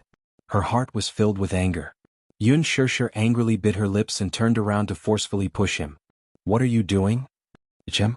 What's wrong with me?" Muyaja looked at her with an innocent face, as if he was confused and did not understand the situation. "Why are you randomly throwing the pendant that you gave me into the lake? Is it very interesting?" Yun Shirshir's eyes were filled with anger and shame. "You said you didn't like it." Muyaja's voice was deep, and his deep eyes seemed to silently remind her that it was because she did not like this pendant that he had thrown it away. Yun Shirshir was speechless. "You threw it away because I don't like it? If you don't like it, it has lost its value." The man slightly raised his arrogant chin, but his tone was matter-of-fact. It was as if the value of this pendant was not measured by its cost. It was measured by whether she liked it or not. If she didn't like it, then this pendant had clearly lost its value. It was not a pity to throw away something that had no value. Yun Shirshir deeply knitted her brows. She was angry and amused at the same time. She said that she didn't like it, but did she really not like it? In fact, she really liked this pendant and thought it was very beautiful, but she just didn't want to forgive him so easily. How could he not understand a woman's thoughts? She actually liked this pendant very much. "I like it very much." It could be seen that he had carefully selected them. Whether it was the cutting or the polishing, every angle was very delicate. The cost of the production must be expensive. He had carefully prepared such a surprise for her, but she only wanted him to make a statement about his attitude last night. Even if it was just an apology, she would be very happy. But did he have to be so arrogant? Just because she said she didn't mean it, he threw away such an expensive pendant just like that. The most important thing was that she really liked it. Yun Shirshir stared at him expressionlessly. She was angry and annoyed, so she simply turned her head away and didn't want to bother with him anymore. She turned around in a fit of pique and no longer looked at him. She pursed her lips and looked at the calm surface of the lake, but her heart was filled with anger. When Muyaja saw this, he could not help but smile and walked behind her. A pair of long slender legs stuck close to her skirt. Yun Shirshir turned her head and pursed her lips as she stared at him. Her eyes seemed to be warning him to keep a distance from her. It was obvious that her anger had not subsided.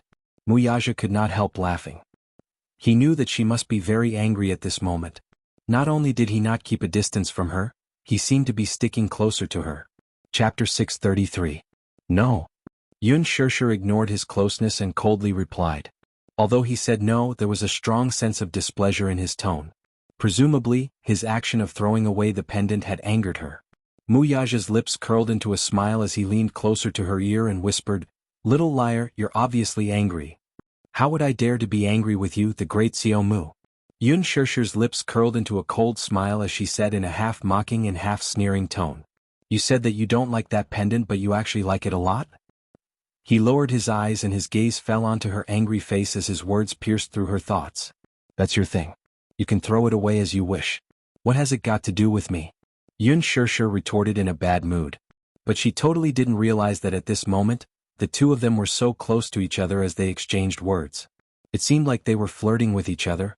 Muyaja's lips curled into a smile as he secretly thought that this woman was really awkward. But she was also really stupid. She didn't even use her brain to think carefully. Did she really think that he couldn't tell how much she liked that pendant? Muyaja slowly opened his palm. That necklace that he had thrown away, at this moment, was like a magic trick as it quietly laid horizontally in his palm. Under the bright moonlight, it emitted an enchanting and resplendent luster. In actual fact, he had long seen that her disdain wasn't because she really didn't like it. It was just a woman who said one thing and meant another when she was angry. He could tell that she liked it a lot. That action of throwing the necklace earlier was just a bluff. He didn't expect that she really thought that he had thrown the pendant into the lake. That nervous expression was completely captured by his eyes. Wuxia stood behind her and gently brushed her hair aside. In an instant, that porcelain white neck was exposed in front of his eyes. Wuxia's eyes heated up as his back suddenly tensed up. Her soft and tender skin was snow white and flawless, like a fine piece of art. Especially at this moment when the light was dim, it made her skin seem even brighter. She was as beautiful as jade. She was truly as beautiful as jade. Coupled with the elegant black gown on her body, the black and white matched, giving off a forbidden seduction that came from her bones. Looking at this beautiful scene, his eyes couldn't help but become deep and serene, so much so that it implicated a certain part of his body that had quietly changed and become vigorous and hot. Yun Shirshir twisted her body, trying to break free from his grasp. He said in a deep voice, "Don't move. Don't move or I'll do you right now." Wuxia's voice was taut with forbearance and restraint. Hearing this, Yun Shirshir didn't dare to move. There was no doubt about it. If she really moved, she would not be able to move. This man was a man of his words. He really ate her dry on the observation deck. She had already experienced this man's dominance, so there was no doubt about it. While she was feeling gloomy, she suddenly felt a trace of coldness on her neck. She couldn't help but look down. Her gaze fell on her neck, but she saw an exquisite and resplendent diamond dangling from her collarbone. It was actually the one he had thrown away earlier? Didn't he throw it away? Could it be that he was just scaring her? Yun Shirshir was stunned. She was shocked, but her lips couldn't help curling into a smile. Wuxia lowered his head and whispered in her ear word by word, "Wear this pendant for me." Chapter 634. You're not allowed to take it off. His tone was as strict as ever, domineering to the point of being unreasonable. Yun Shirshir's fingertips gently rubbed the pendant. She looked up at him and angrily said, "Unreasonable." "That's right, I'm unreasonable." Wuxia slowly pulled her into his embrace from behind as his gaze fell onto her face. He saw her slightly lowering her head as her beautiful peach blossom eyes looked at the pendant on her neck. Her fingertips rubbed it lovingly as her light pink lips formed a faint smile. "Didn't you say you didn't like it?" Wuxia couldn't help having the thought of teasing her. Yun Shirshir gave a cold snort. "I just think it's a pity to throw it away." "Stubborn mouth," he lightly said. This stupid woman's mouth seemed to be very stubborn. But it could be seen that she really liked his gift. Wuxia stared at the shallow dimples on her face and couldn't help having some thoughts. He inexplicably wanted to fiercely seal her lips. Driven by this thought, he immediately took action. He pulled her into his arms, lowered his head and kissed her pink little mouth. Her soft and tender lips were extremely warm and soft, revealing a sweet taste that made one want more uncontrollably. Yun Shirshir's eyes opened wide in astonishment. The man's kiss suddenly came and she was not prepared at all.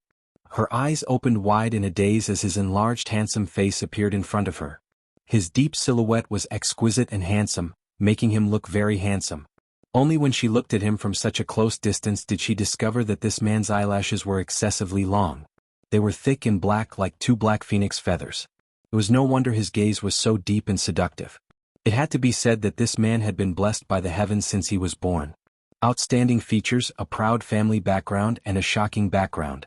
This kind of man should be sought after by many women. It was no wonder that in the capital there were many socialites who liked him. Even his cousin was infatuated with him. Indeed, this kind of man was loved by all. His thin lips were slightly cold. Yun Shirshir couldn't help but fall into a daze. She remembered that according to the physiognomy, people with thin lips were mostly fickle and overly rational. Could this man be fickle in love? She allowed him to kiss her. Her reaction was somewhat passive. She did not dare to resist too much and could only endure his domineering kiss. He kissed her fiercely and urgently. His kiss went deep into her throat. If it was possible, he probably wanted to swallow her whole.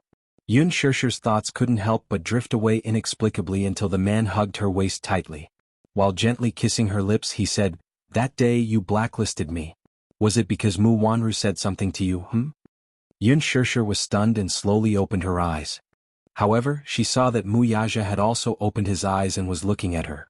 His eyes were asking her silently, "Why aren't you saying anything?"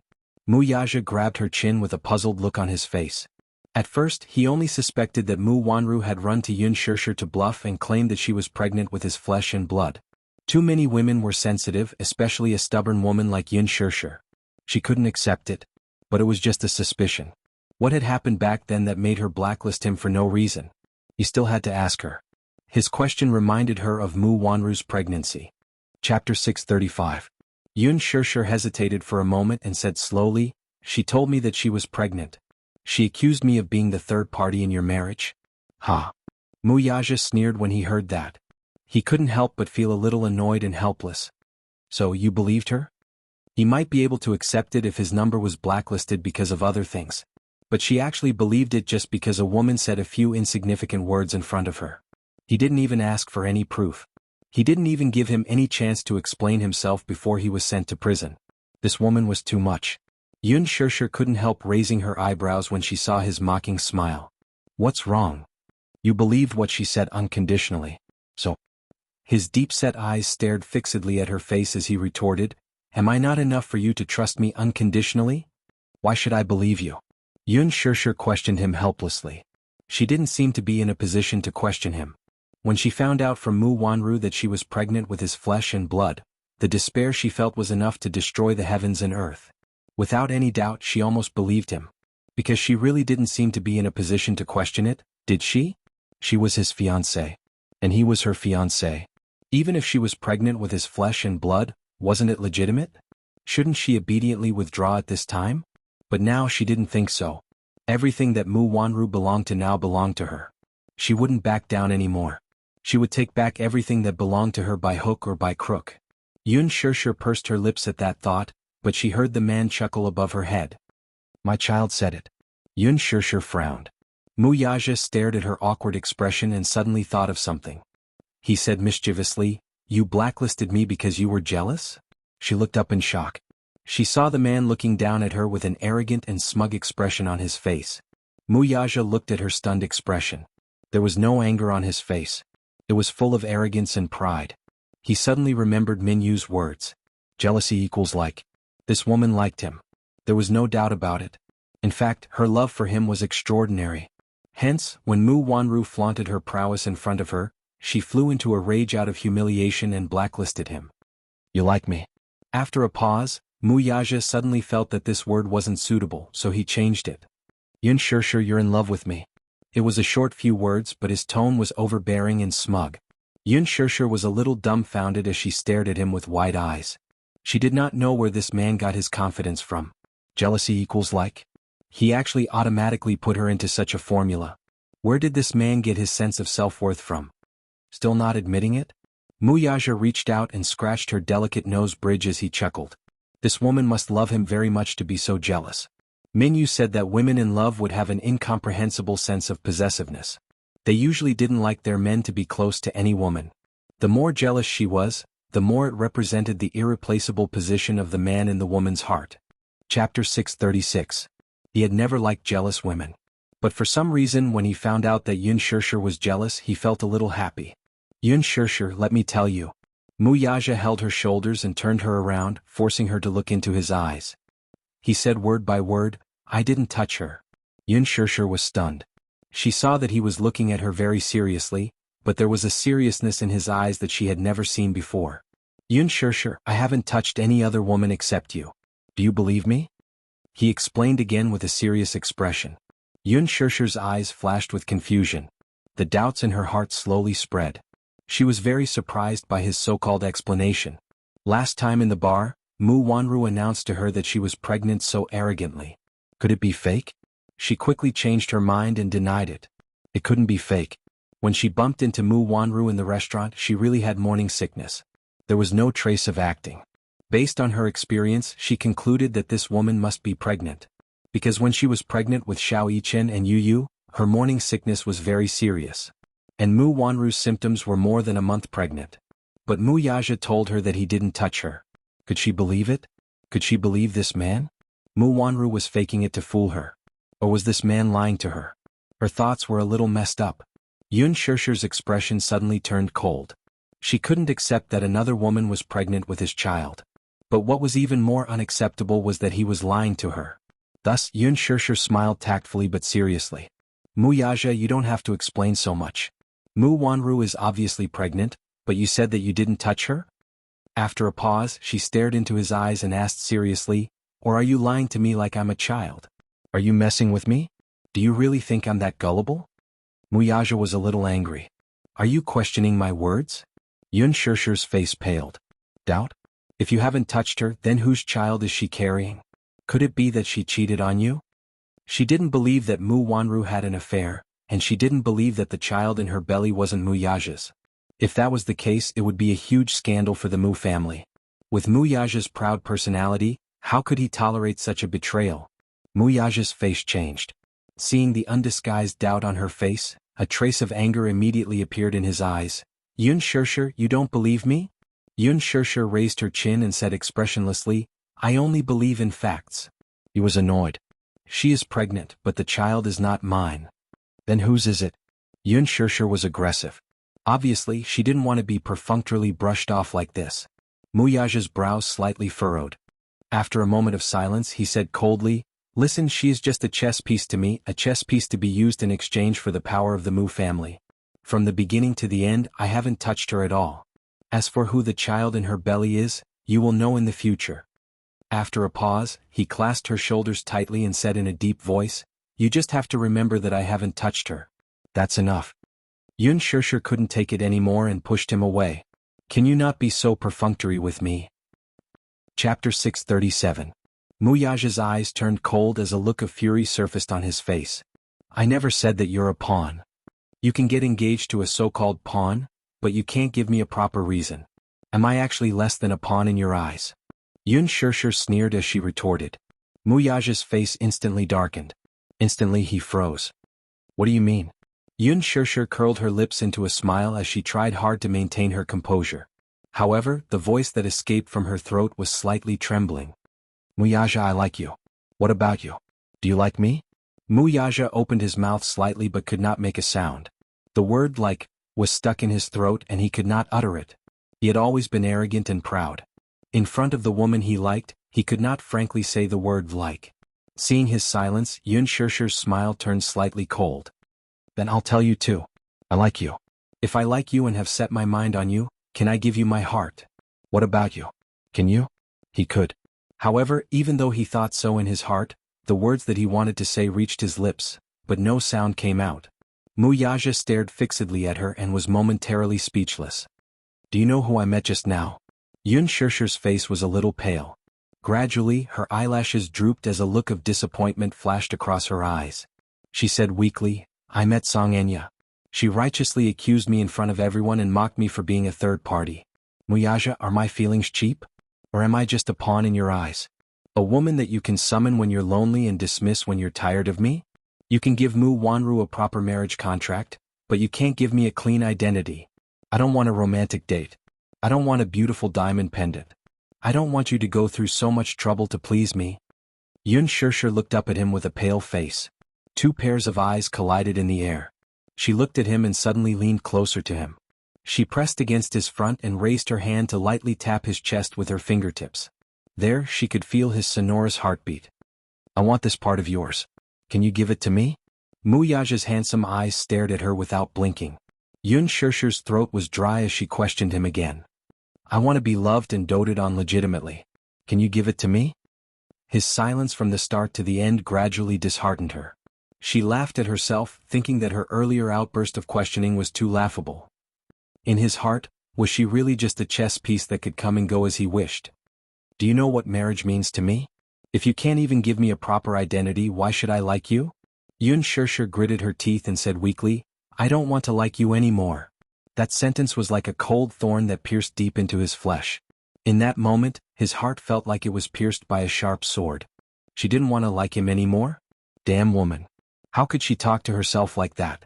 She didn't want to like him, but did he allow it? Mu Yaja stood there. His tall and arrogant figure seemed to be petrified. The expression on his face was as cold as ice. In his eyes, there was only shock and anger. Yun Shirshir couldn't stand his silence and turned to leave. Chapter 638.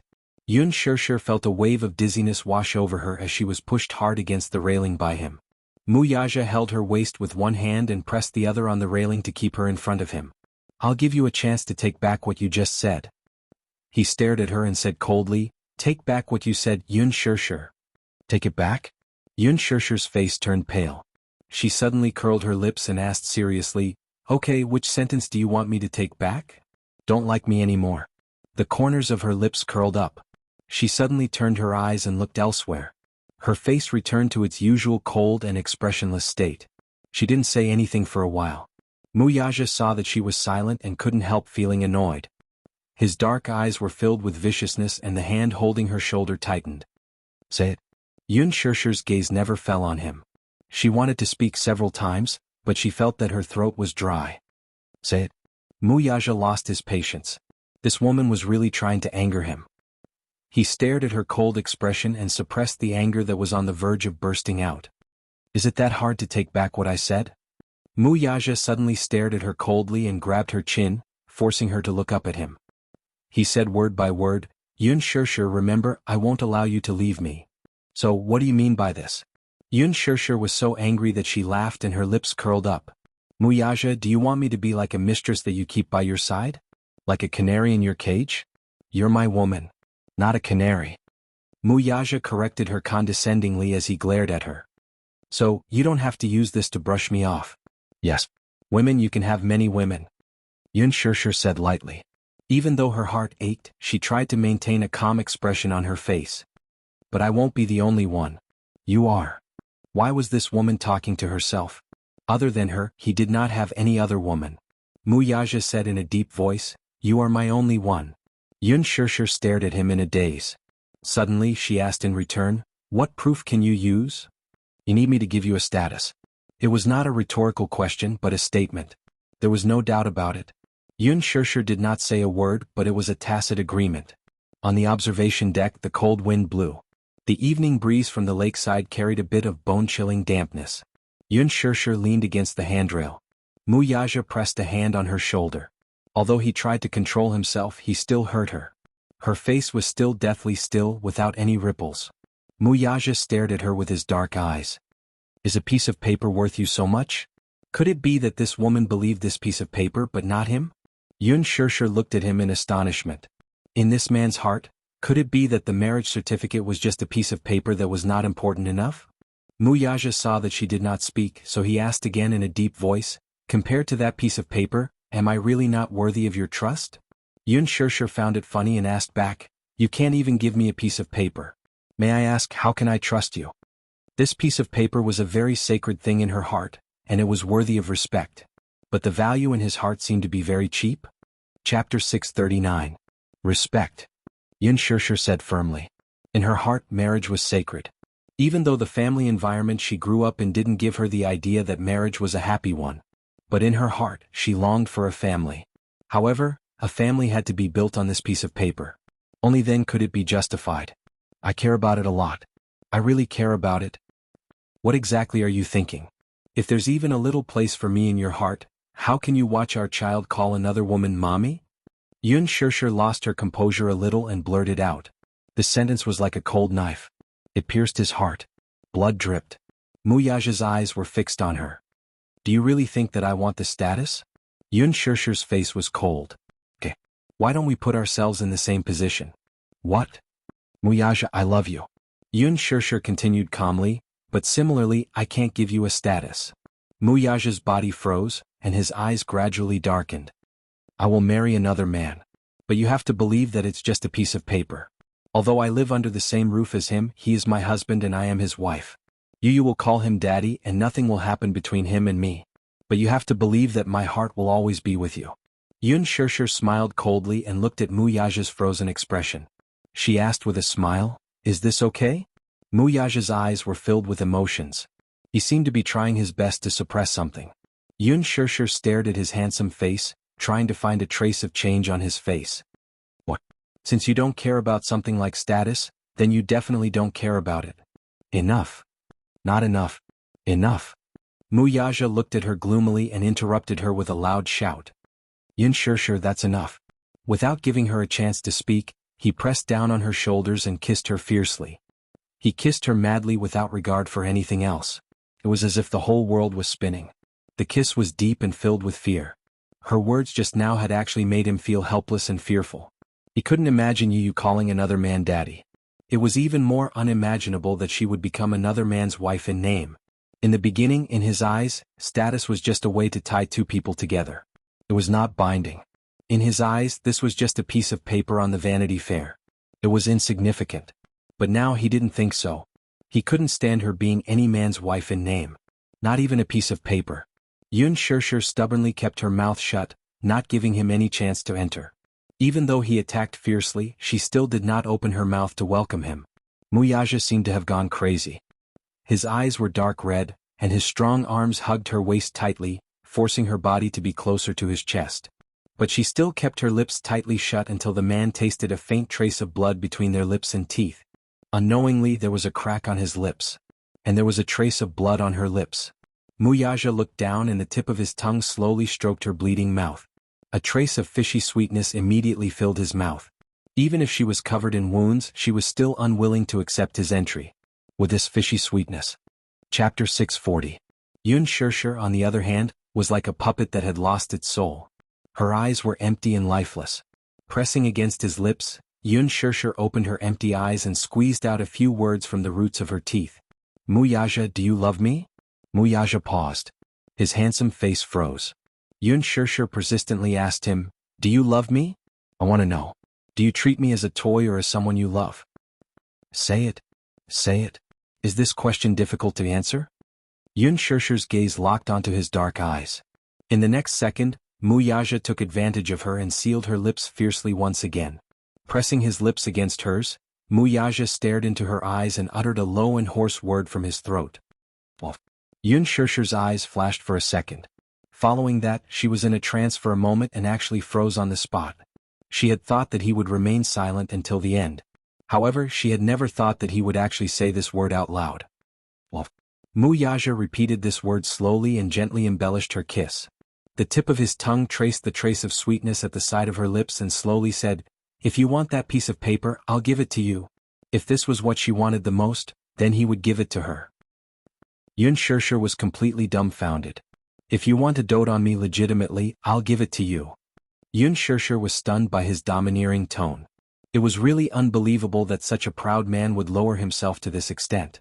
In fact, he was an extremely stubborn man. Stubborn and exclusive. Once he set his mind on something, he would continue to be stubborn and no one would be able to change his mind. Similarly, no one could replace the woman he had set his mind on. Whatever she wanted, he could satisfy her. However, he would never allow her to leave him. He looked up and his deep gaze locked onto her face. His brows relaxed slightly, adding a bit of warmth and gentleness. I can give you everything you want. Other than leaving my side, I can give you anything. Yun Shirshir looked at him in a daze. He pressed his lips against hers, his deep and clear words spilling out from between his lips. You want my body, my heart, I'll give it all to you, only you. I promise you, I won't touch any other woman, only you. As long as you. Could she understand? His confession was a little clumsy. There were no flowery words or promises like other men. Every word was so straightforward and stubborn. There was almost no hesitation as he spoke seriously to her. Yun Shirshir, I only want you. Muyaja, as long as you like it, I can give you my entire world. In fact, he did not hold back at all. Other than leaving my side no matter what, he could give her anything. Now can I kiss you? Muyaja asked in a hoarse voice. He wanted her. He wanted her like a madman. This woman was a parasite. He had been poisoned by her parasite. Other than her, no one else could cure him. Yun Shirshir pursed her lips. It was not that she was not shocked. Slowly, she wrapped her arms around his waist. It was as if she was inviting him. Suddenly, her chin was gently lifted by his slender fingers. The man's perfect face approached her ambiguously. Muyaja then lowered his head and gently covered the corner of her lips with his thin, moist lips. Chapter 641. Yun Shirshir was stunned. Her eyes suddenly widened and she frowned in disbelief. Muyaja lowered his eyes and covered her eyes. He gently lowered his eyelids and kissed her softly. The deep affection that was so gentle that it reached her bones made her heart beat like thunder. The moonlight flowed gently and the mottled shadows of the stars. Against the pure white light, his face seemed to be plated with a layer of moonlight, making his skin look even more jade-like. Through the gaps between her fingers, Yun Shirshir opened her eyes. The man's handsome face was startled. Mu Yaja imprisoned her in front of his chest. He lifted her chin with one hand and rubbed the soft hair on the side of her face with the other. He sealed her lips. It was not as aggressive as before.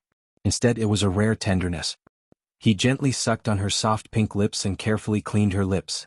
Following the tip of his tongue, he gently pried open the gap between her lips and brushed past her pearly white teeth.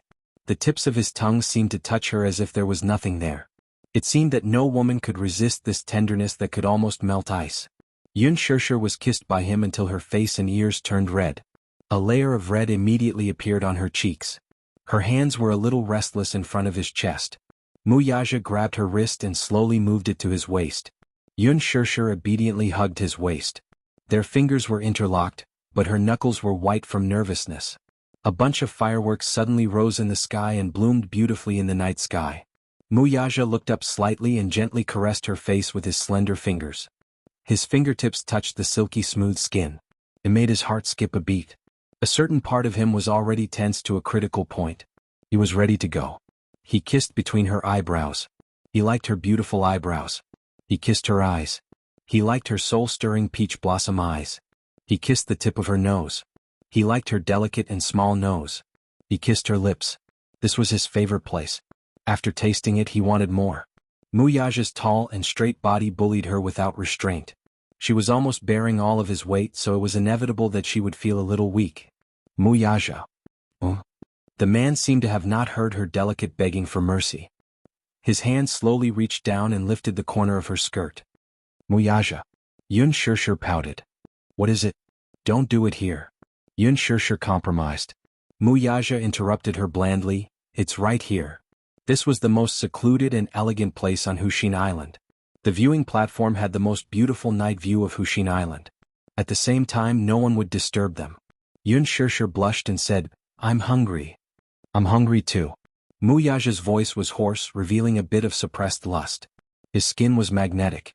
His breath was like an orchid, almost burning her cheeks in an instant. Yun Shirshir couldn't help but blush even more. Stop fooling around, okay? I'm not fooling around. I'm really hungry. I'm really hungry too. Yun Shirshir kept quiet out of spite. This man was really... Mu Yaja leaned over and kissed her sensitive earlobe. He said in a deep voice, I'll feed you first, then you can feed me him? This was a step of his compromise. An exchange of conditions. His deep and obscure voice revealed his dark desire. Looking at her, his eyes were very deep, but there was no need to hide it. Especially the fire in his handsome eyes, he couldn't suppress it no matter what. Yun Shirshir licked her lips. She was really hungry. Chapter 642. In Yun Shanshir, other than breakfast, she locked herself in the room and lay on the bed to sleep. She had not eaten or drunk for the entire day. I want to eat first, Yun Shirshir said. In the next second, Mu Yaja carried her up. Her toes left the ground and the world spun.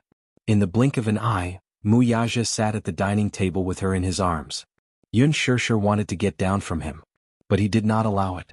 His strong long arms wrapped tightly around her waist and he sat her in his arms. His chest was warm and strong, enough to accommodate her entire world. Yun Shirshir bit her lips. Her entire body was in his arms. This position was too intimate. Her back was against his chest and her legs were hanging on his legs. Through the thin material of his clothes, she could even clearly feel his strong heartbeat. Her face turned red. She struggled, trying to get down from him again. Mu Yaja's deep and magnetic voice rang above her head just in time. Don't move. Otherwise, I'll let you feed me right now. He endured to the extreme and suppressed to the extreme. His body was clamoring for her all the time. But considering that she was hungry, he tried very hard to endure the tension and heat that was clamoring for him all the time. Every time she moved, he would break down a little. After pressing the silver service bell on the table, the dishes were quickly served one by one. Soon, a delicious sumptuous meal was presented on the table. The table was neither big nor small, but the 18 exquisite dishes were just enough to fill it. The aroma hit them, catching them off guard. They were completely immersed in this amazing aroma. French pigeon meat pine tart. Black truffle tomato with fresh oysters. Orange French foie gras. Every single one of them was the best of the best in Western cuisine. It whetted one's appetite. Yun Shirshir stared at the dishes on the table with her mouth agape. Every dish was so exquisite, like an expensive work of art. Every dish was beautifully arranged. She was even a little reluctant to move her chopsticks so as to destroy this extreme beauty. His stomach, however, was howling desperately. His mouth, in particular, quickly secreted a gluttonous saliva. She swallowed, obviously starving. The corners of Muyaja's lips curled up slightly. His palm caressed her hungry stomach. It looked like she was really hungry. Thus, he held her waist with one hand and picked up the fork with the other. "What do you want to eat?" Yun Shirshir said in embarrassment. "I'll do it myself." "I'll feed you." Yun Shirshir persisted. "No need, I can do it myself." Muyaja pinched her waist and reminded her in an ambiguous tone, "We agreed that I would feed you. Save some energy. I'll be waiting for you to feed me later." Yun Shirshir's face turned even redder when she heard that. "You don't have to," Muyaja said slowly, "I'll feed you." His tone clearly did not allow anyone to object. Yun Shirshir simply gave up and let him sit on her body. Muyaja forked a small piece of steak and slowly brought it to her mouth. Yun Shirshir gently took a bite. Instantly the meat juice overflowed. The meat was soft and the inside was tough. It tasted great. Delicious. Delicious. It was so delicious that she almost could not speak. Her eyes swept across the dishes on the table, but her face was filled with incomparable satisfaction. Muyaja did not seem to be so enthusiastic about French food. Chapter 643. French cuisine was all about delicacy. Even if there was a slight difference in the texture, he would be able to tell right away. Different chefs had their own understanding of delicacies. Therefore, the same dish would taste different when cooked by different chefs. There was no doubt that his taste in delicacies was still better than hers. He was extremely picky. Therefore, no matter how he purposely picked something that he thought was delicious and brought it to her mouth. However, when it came to Yun Shirshir, whose taste was a level lower than his, he completely fell for it. It was delicious. It was as delicious as Yu's cooking. However, in terms of taste, Yu's cooking was still better. French cuisine was exquisite and delicious, but it was not targeted. The person who understood her taste the most was Yu. After a period of trial and error, the little guy had figured out what his mommy's taste was. Therefore, he would cater to her taste for every delicious meal. Therefore, she couldn't help but mutter, "It's delicious, but it's still not as good as Yu's cooking." "Yu knows how to cook?" Muyaja raised his handsome eyebrows slightly. He was obviously a little surprised. Yes. As Yun Shirshir spoke, she suddenly glared at him vigilantly. "Don't even think about it. Yu only cooks for me. He's my personal chef." She looked a little smug. Muyaja couldn't help but pinch her cheeks affectionately. It was quite textured. Yun Shirshir avoided his action and rubbed her belly. "I'm still hungry. Feed me again." Muyaja couldn't help but laugh. His gaze swept across the dining table and landed on the fresh oyster. He scooped it up with a spoon. The soft and tender flesh made him drool. Yun Shirshir waited expectantly for his next move. Muyaja, on the other hand, continued to stuff it into his mouth. Yun Shirshir was stunned and froze for a moment. Didn't he say that he was going to feed her after it entered his mouth? "What's wrong with you?" Yun Shirshir's eyes were filled with silent accusation as she glared at him unhappily. She had promised to feed him, but in the end she sent it into her own mouth. Muyaja held the fresh meat between his lips and teeth, not in a hurry to swallow it. He looked back at her indifferently as if he was silently provoking her. Yun Shirshir was not to be outdone. She held his face and leaned over, trying to snatch the delicious food from his mouth. She pressed her lips against the corner of his lips and bit down with her pearly white teeth, snatching the fresh meat into her mouth. Delicious. She was a feast for the eyes. She was truly a feast for the eyes. No matter what a beautiful person did, it was always pleasing to the eye. Yun Shirshir was like that. Muyaja took advantage of the situation and kissed her. The tip of his tongue flicked across her lips that were covered in sauce and deeply invaded. This could be considered as helping each other in times of need. It was the most intimate way for people to be together. He carelessly and unscrupulously dotted her lips. Yun Shirshir was so shocked by his sudden invasion that she couldn't help but lean back. However, he didn't allow her to dodge. His palm clasped the back of her neck tightly, forcing her body to stick to him. He wasn't hungry at first. However, looking at her, he vaguely felt a little hungry. The tip of his tongue gently swept across every inch of her lips, licking those alluring pink lips clean. Not a single bit was left out. It was as if he was seriously tasting the delicious food. Thus, he used this method to feed her the delicious food mouth to mouth. At first, she was still a little uncomfortable, as if she wasn't used to such an intimate way of feeding. Thus, she reached out to take the knife and fork from his hand, wanting to do it herself. However, Muyaja's hand slightly avoided her movements. Chapter 644. She didn't know why, but the originally tasteless meal tasted amazingly delicious in her mouth. Muyaja was an extremely clean freak. He usually didn't like anyone getting close to him. Not to mention mouth to mouth, even if someone touched his hand, he would feel a sense of disgust from the bottom of his heart. However, with this woman he actually longed for this kind of closeness. Mouth-to-mouth feeding should have been the most primitive way of feeding.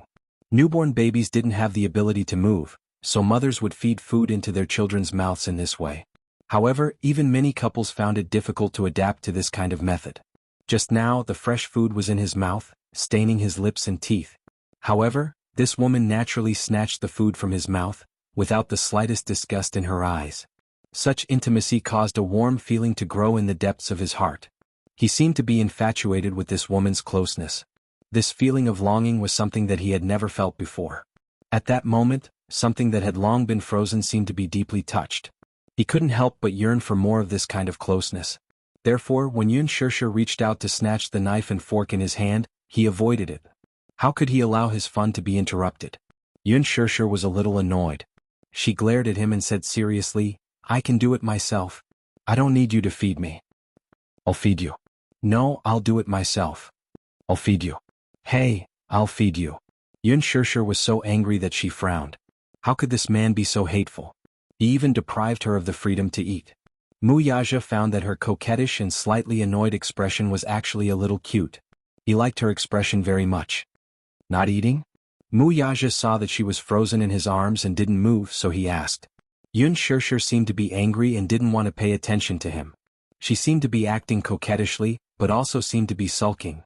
The man lowered his head slightly and asked, "Are you full?" Yun Shusher pursed her lips tightly and seemed to ignore him. "Since you're full, it's your turn to feed me." As Muyaja spoke, his warm palms slowly extended into her skirt, following her soft and tender skin to explore the mysterious area. Yun Shusher was so shocked that she hurriedly stopped him. Somewhat embarrassed and annoyed, she said, "What are you doing?" You? What are you thinking about all day long?" Yun Shusher felt angry and amused at the same time. "I was thinking about how to eat you." Yun Shusher was completely speechless. She only said gloomily, "But I'm not full yet." Muyaja raised his eyebrows slightly, sucking on another piece of steak as he inched closer to her face. But this time she couldn't care less about it. He was simply too hungry. Once a person was hungry, they couldn't care less. Thus, she gently hugged his shoulders and took the food from his mouth, swallowing it happily. He tirelessly used such a complicated method to feed her again and again.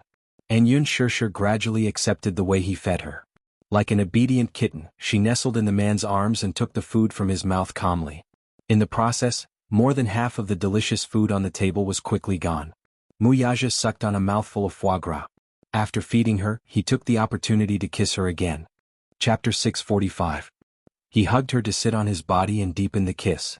Yun Shusher still had some sense. She realized that they were in the restaurant's private room and she didn't know when someone would break in, so she couldn't help but feel nervous. "Don't be here. Someone will come in later." "No." He coaxed her with his lips against hers. This was his world. Without his orders and summons, who would dare to step in here? Her apprehension was therefore entirely superfluous. Yun Shusher couldn't resist and could only let him kiss her deeper. It had to be said that Muyaja's kissing skills weren't exquisite at first. When he first kissed her, he took her by force. He was overbearing, but he was also a little clumsy. But now, his kissing skills were superb and exquisite, and he was already on her finger. She wasn't his opponent at all. After a lingering kiss, she felt as if she was about to turn into a pool of spring water in his arms. He didn't even take the next step. Just by kissing like this, she felt as if there was an electric current running up her spine and her heart was beating fast. Yun Shusher's shoulders couldn't help trembling slightly and she shivered. She couldn't help but reach out her hand to resist his attack. Muyaja, however, took the opportunity to kiss her jade-like fingertips and pecked them lightly. A numbness instantly spread from her fingertips to her heart. Then he lifted her chin with his slender fingers, lowered his eyes and kissed her on the lips, twisting and rubbing against her. Muyaja hugged her waist and stood up with her in his arms. She let out a cry of surprise, and by the time he came back to his senses, she was already in an ambiguous position with her body pressed tightly against his. It was so ambiguous that it was unreasonable. The temperature in the room suddenly rose. Muyaja pecked her lips and whispered in her ear, "Shir, stay with me." His voice was clear, deep, and extremely magnetic, but inadvertently revealed an unprecedented pampering. He said that he wanted her to be with him. He gave her the whole world. His whole world. Yun Shirshir's face couldn't help but heat up a little. She slowly nodded and softly said, "N," which could be considered a happy agreement. Okay, be together. She would give him the whole world. Her whole world. There was another private room in the private room. The bathroom, bed, sofa, everything was fully equipped, just like a dreamy suite. Muyaja carried her to the sofa and carefully placed her on it. It was as if she was an extremely fragile treasure. His gentle movements made her feel as if she was in a dream. It was as if she had never been so gently doted on by a man before. Could it be a dream? Yun Shirshir was inexplicably worried about personal gains and losses. She was scared witless. He was afraid that everything in front of him was just a dream. When the dream was shattered, he woke up. Yun Shirshir was in a daze. She couldn't help but reach out her hand and caress his handsome face. Her slender fingers caressed every inch of his extraordinary features. It was unbelievably real. It was not a dream. Her fingertips couldn't help but tremble slightly. Muyaja held her hand and kissed it gently. Then their fingers intertwined and his body slowly covered hers. In this position he entered her. There was no aggressive attack, no forceful taking. His movements were gentler than any other time. He cherished her. He couldn't bear to hurt her. He wanted her to clearly feel how wonderful it was to make love with him. In the aftertaste of love, she gently closed her eyes and lay in his arms. She rested her head on his warm chest and wrapped her fingers around the necklace on her collarbone. The diamond embedded in the pendant was cut into the shape of a beautiful shooting star. It was exquisite, noble, and elegant. Chapter 646. It was so beautiful. Yun Shirshir's eyes were curved, and her eyes were bright as if she was smiling. She liked the pendant so much that she couldn't bear to part with it. She didn't hide her love for the pendant at all. Seeing that she seemed to really like it, he was very happy. Minyu, this kid, was not bad sometimes when he came up with ideas. Muyaja wrapped one arm around her body, lowered his head, and kissed her gently between her eyebrows. Yun Shirshir pursed her lips and smiled shyly. Her fair, jade-like face was pink and tender. She was obviously shy, and the shallow dimples on her cheeks made her look a little lovey-dovey. Her dimples were very beautiful. They were shallow and small, and when she smiled, they were too sweet. Muyaja couldn't help but kiss her dimples with infatuation. He really liked her naive look. She was lively and fragrant. She was charming and enchanting. She was clearly such a tender and pure beauty, but her bones seemed to exude the most primitive temptation of a woman, like a charm. He even suspected that this woman must have been a disaster in her previous life. She was born in ancient times and deserved to be a demon concubine who bewitched the emperor. Looking at her lovely appearance, Muyaja's throat moved, and his lower abdomen faintly tightened again. No matter how much he wanted this woman, he could never get enough of her. Yun Shirshir had no idea what kind of deep water the man beside her was in at this moment, and she also didn't know that this man loved her dearly and was trying hard to suppress the vigorous lust in his body. She suddenly looked up and smiled. She thought for a moment and asked carefully, "Muyaja, I want to ask you a question." Muyaja suddenly said a word, but Yun Shirshir was a little stunned. She didn't understand the meaning of the word. Muyaja saw her stunned expression and couldn't help but reach out to touch her nose. He laughed and said, "Little fool, you don't have to call my name." When he said that, Yun Shirshir was smart enough to understand the meaning of his words. She blushed and asked tentatively, "Je?" Her voice was soft and gentle, but her one word was enough to melt his bones. It was just a single syllable, but it was full of killing power. It was as if an electric current was flowing through his limbs and bones. To be able to use this title on him meant that they were the closest people to him. Yun Shirshir was the first. Her voice was soft and it was very pleasing to the ears. He liked her calling him that. Thus, Muyaja lightly pecked her lips and requested, "Say it again." Yun Shirshir pursed her lips. She was obviously a little shy. "Say it again." "She, make it softer." She, satisfied, Muyaja kissed her on the lips again as if rewarding her. The tip of his tongue traced the contours of her lips lovingly. Yun Shirshir pushed him away coquettishly. "Hey, why are you like this?" "What?" "I just wanted to ask you a question. Let's talk about it later." Muyaja didn't have the heart to care about other things. He only wanted to taste her beauty and tenderness to his heart's content. Yun Shirshir saw that the handsome face was unscrupulously pressing down on her and reached out to block his lips. "Can I see Xiao Yichen in the future?" she murmured softly.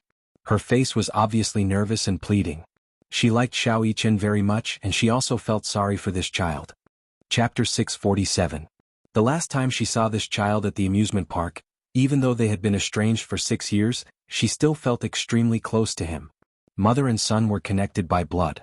He was, after all, her flesh and blood.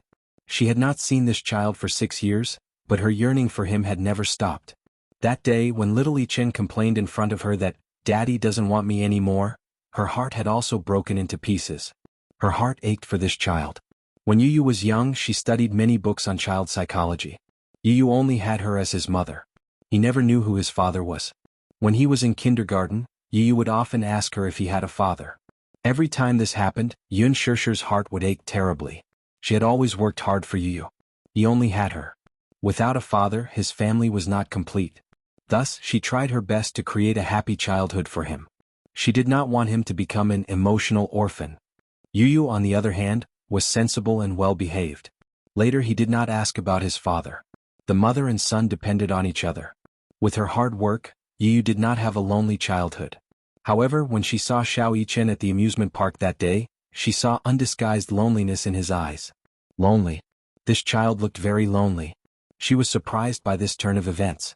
It was different from Yun Tianyu. From the moment Xiao Yichen was born with a silver spoon in his mouth, he was destined to be doted on. Yu did not have a father.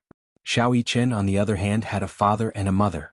Logically speaking, this child should not be so lonely and should have a blissful and wonderful childhood. However, when Yun Shirshir saw Xiao Yichen's lonely and empty eyes that day, she felt as if a deep wound had been torn in her heart. The pain was unbearable. He was like a severely injured animal curled up in a corner, licking his wounds alone. It was not that Yun Shirshir was not surprised.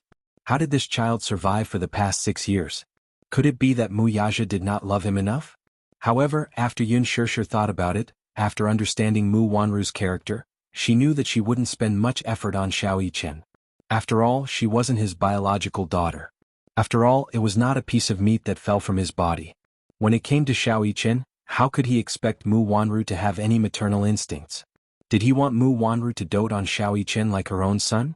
Presumably, Mu Wanru was only doing this for Mu Yaja's sake.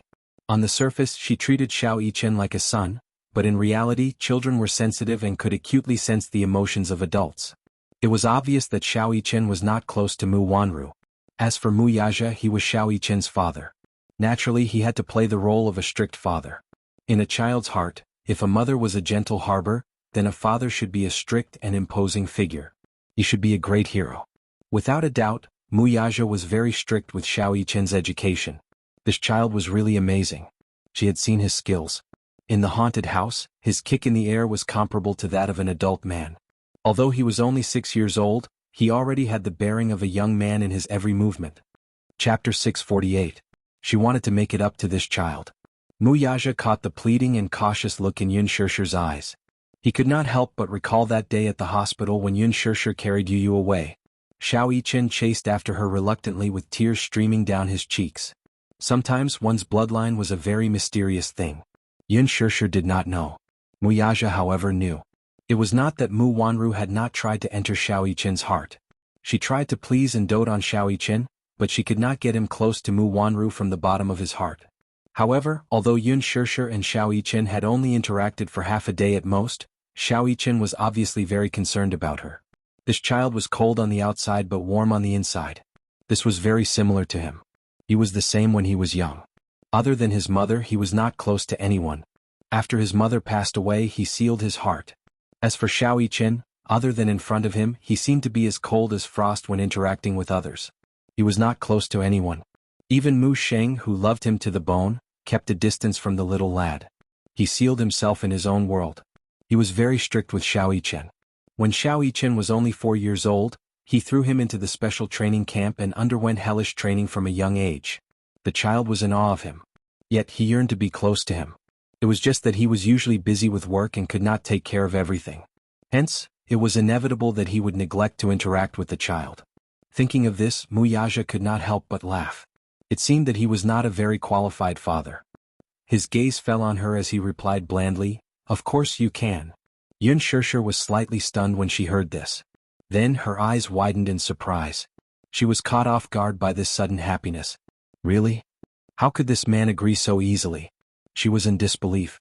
Yun Shirshir was a woman who knew how to adapt to the circumstances. She loved Xiao Yichen very much, but she did not forget that she had signed a contract with him. The terms of the contract stated that she would unconditionally give up custody of Xiao Yichen. However, things were different now. Muyaja promised her that he would give her the whole world. His whole world. However, she did not ask for much.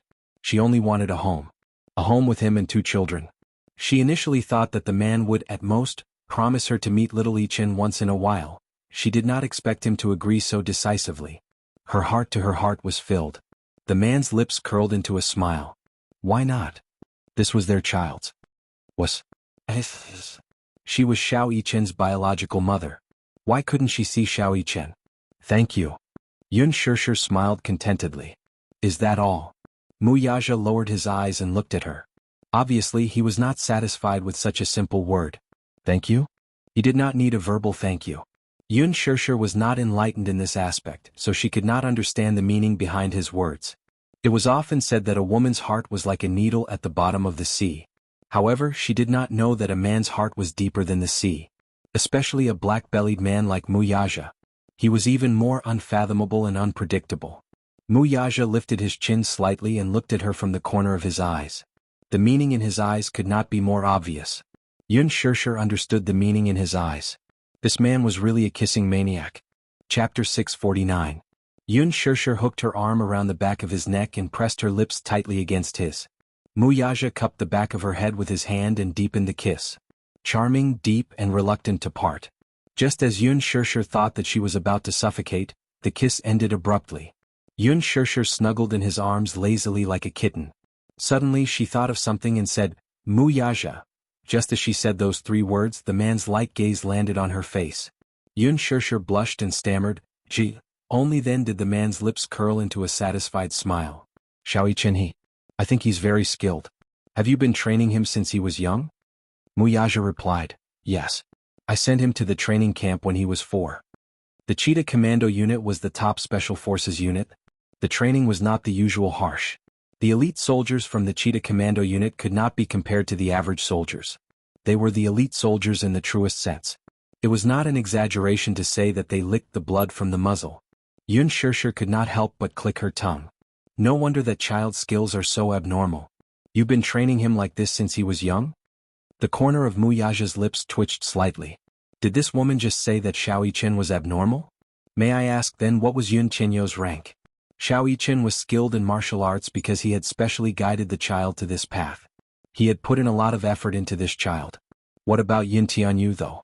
This child was the real terror. He was self-taught in the truest sense. He was simply a business genius. It was obvious that Yun Shirshir only treated him as an ordinary 6-year-old child.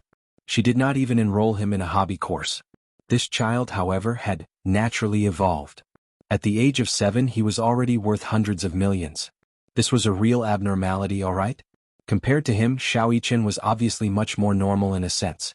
Yun Shirshir did not notice the strange look in Muyaja's eyes and only rebuked him. The child is still so young, yet you're imposing so much training on him. This will hinder his development. A 6-year-old child should be at the age of being carefree. He should be given a free childhood. Xiao Yichen's talent in this area since he was young. Muyaja's voice. Yun Shirshir was clearly surprised by this. Muyaja glanced at her and smiled. If this child is properly groomed, she'll become a genius strategist.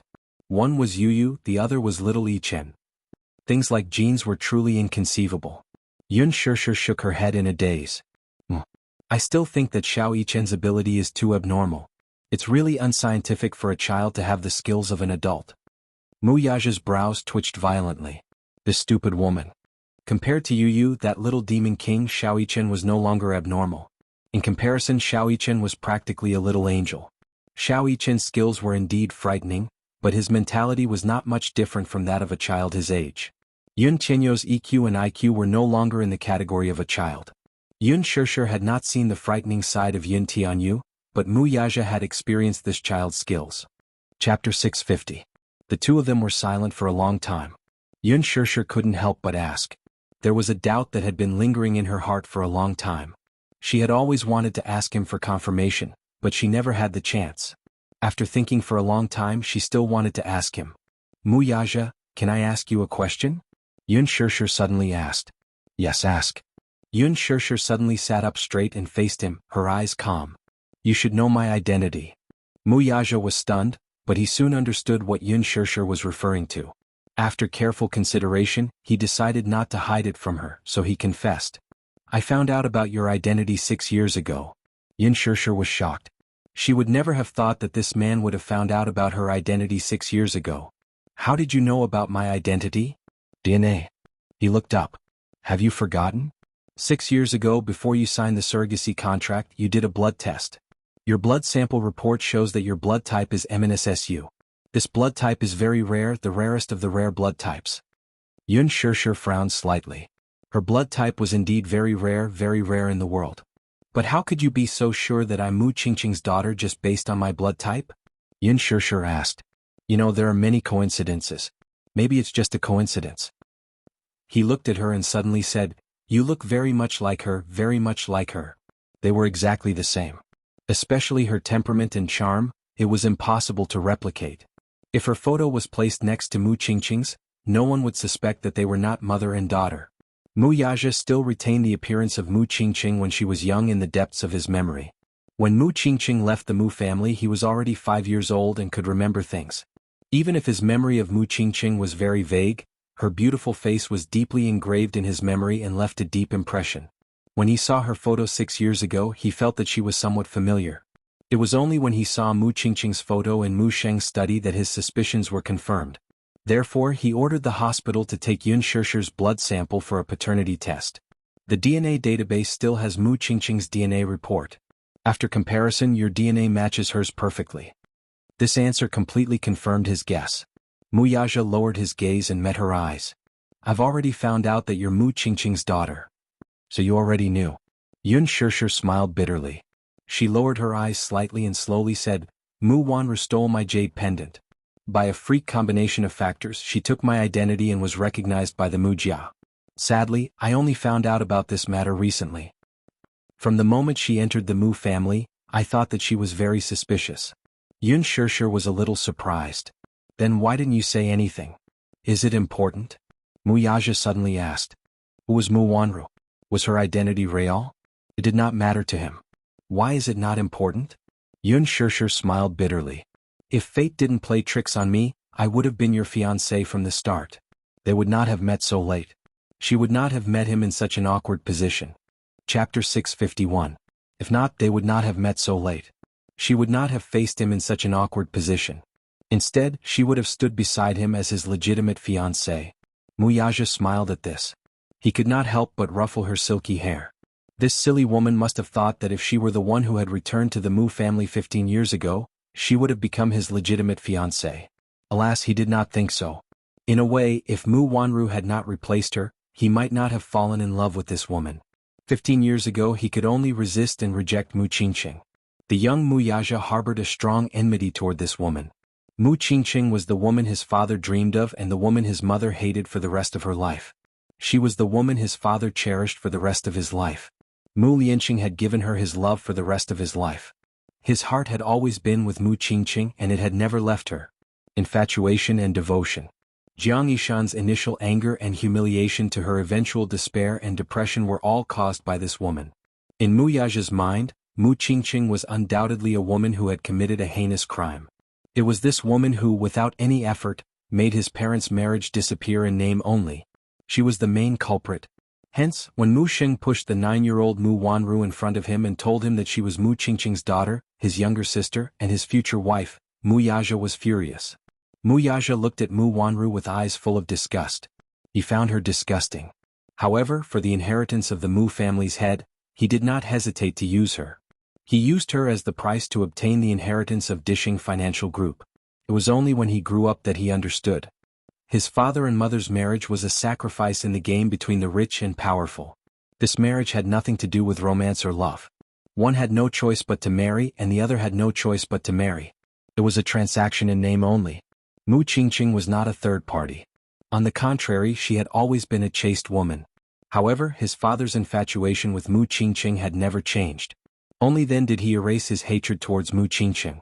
Perhaps, if she were the one Mu Sheng had brought back to the Mu family 15 years ago, he did not even dare to imagine if she would become his pawn. Mu Wanru replaced her identity and entered the Mu family, but she also replaced her and became the chess piece in his hands. To replace her as the victim. Fate seemed to have its own will. They had met at just the right time. Sometimes, a freak combination of factors might not actually be a freak combination of factors. However, in order to meet her, he had probably used up all his luck. 6 years ago, Mu Wanru was found to be infertile. You should know about this, Mu Yaja suddenly said slowly. Yun Shishir nodded. Yes, I know. He lowered his gaze.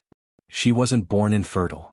When Yun Shishir heard this, she widened her eyes in shock and looked at him in disbelief. How can that be? I heard that the Mu family even invited the most authoritative medical research center in the country for this matter. Dishing Financial Group controls 40% of the country's medical market share. Mu Yaja's lips curled into an extremely sinister smile. That's why it's not difficult for me to forge a diagnosis. Chapter 652. What do you mean? She somewhat understood but also somewhat did not understand. She always felt that Mu Wanru's pregnancy was very suspicious from the beginning to the end. Thinking about it carefully, it's very strange. 6 years ago, Mu Wanru rushed into the room and condescendingly threatened her. If not for her infertility, she would not be the surrogate. Therefore, she learned that the fiancé of the employer who signed the contract with her was infertile. How could a person who had been judged by various authoritative organizations suddenly get pregnant? It's extremely strange. It's simply impossible.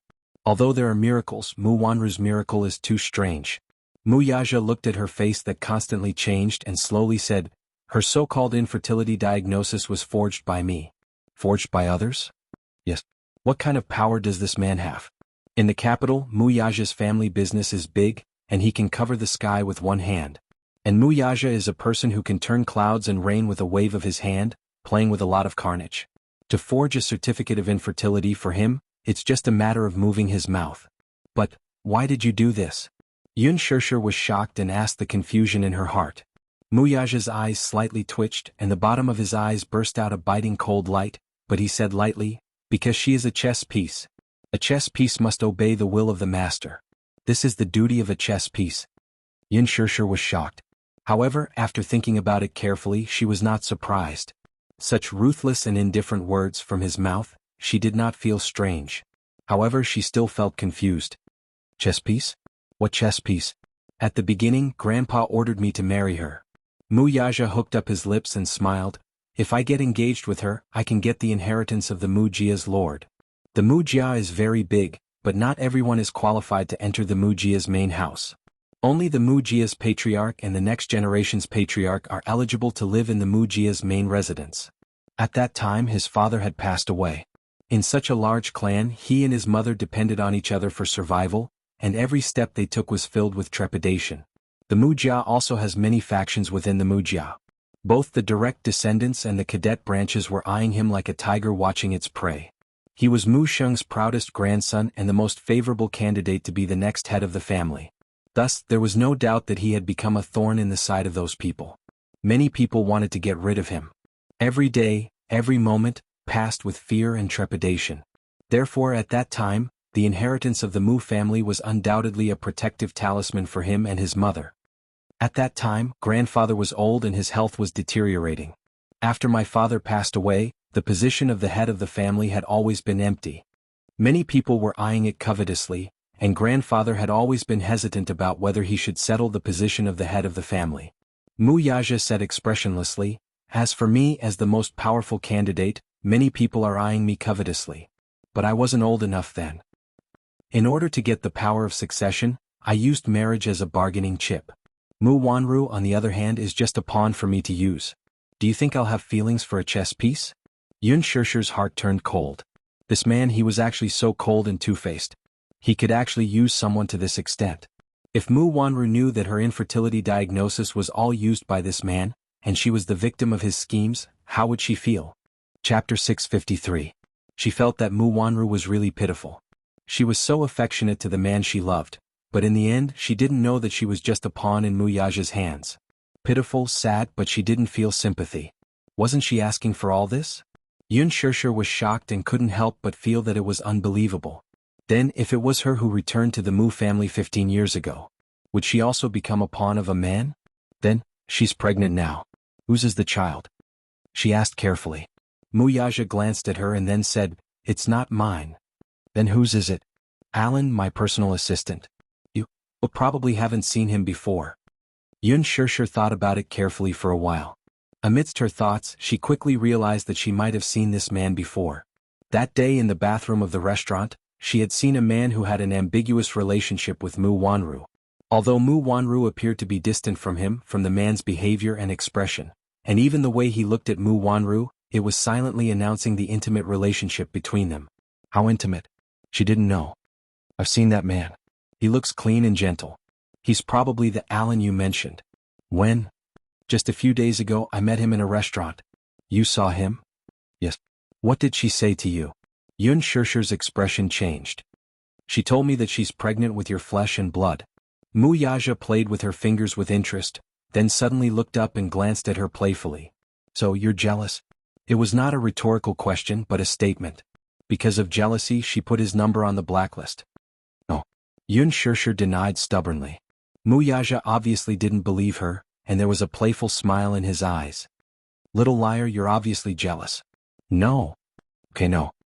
He smiled indulgently, but did not intend to argue with this woman who did not mean what she said. She didn't expect this little fool to be so arrogant. He liked her arrogance. He liked everything about her. Yun Shirshir stared at his handsome face and suddenly burst into laughter. She couldn't hide the smile on her face. What are you laughing at?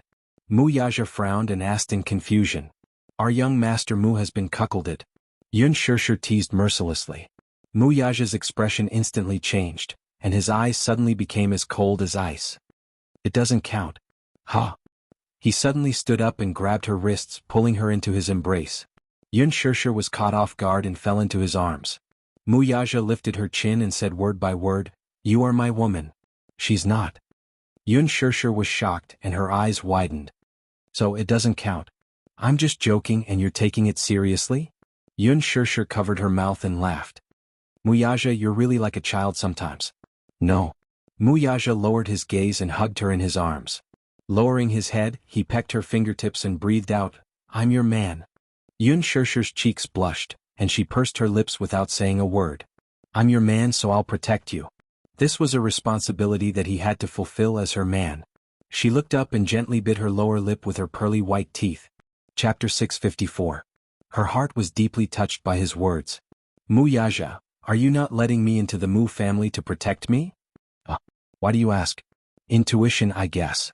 Yun Shirshir's eyes curved as her lips curled up slightly. The Mu family gives me the feeling that it's a tiger's den. It doesn't feel warm at all. The family I want isn't like this. I won't let you step into such a scary place. Mu Yaja caressed her flawless face and could not help but touch her eyelashes.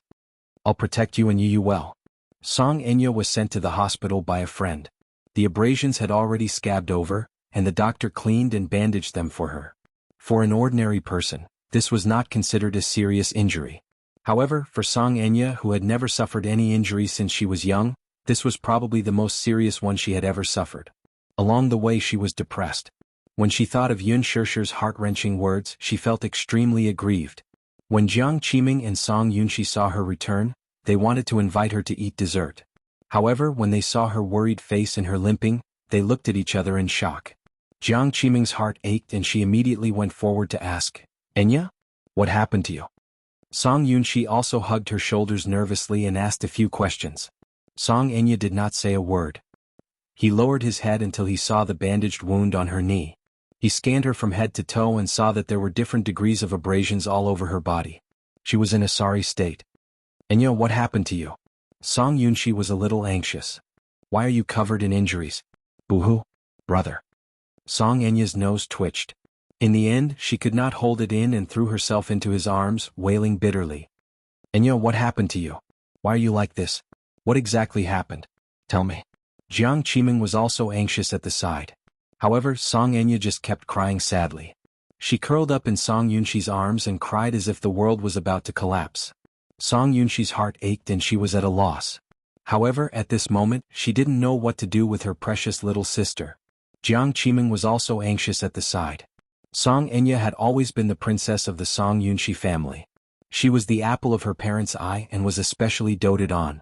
However, when Jiang Qiming saw her precious daughter crying wantonly in Song Yunshi's arms, she could not help but feel a knife in her heart.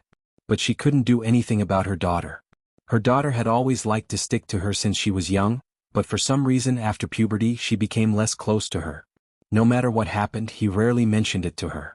Perhaps it was because he had matured and some things were inconvenient to tell her.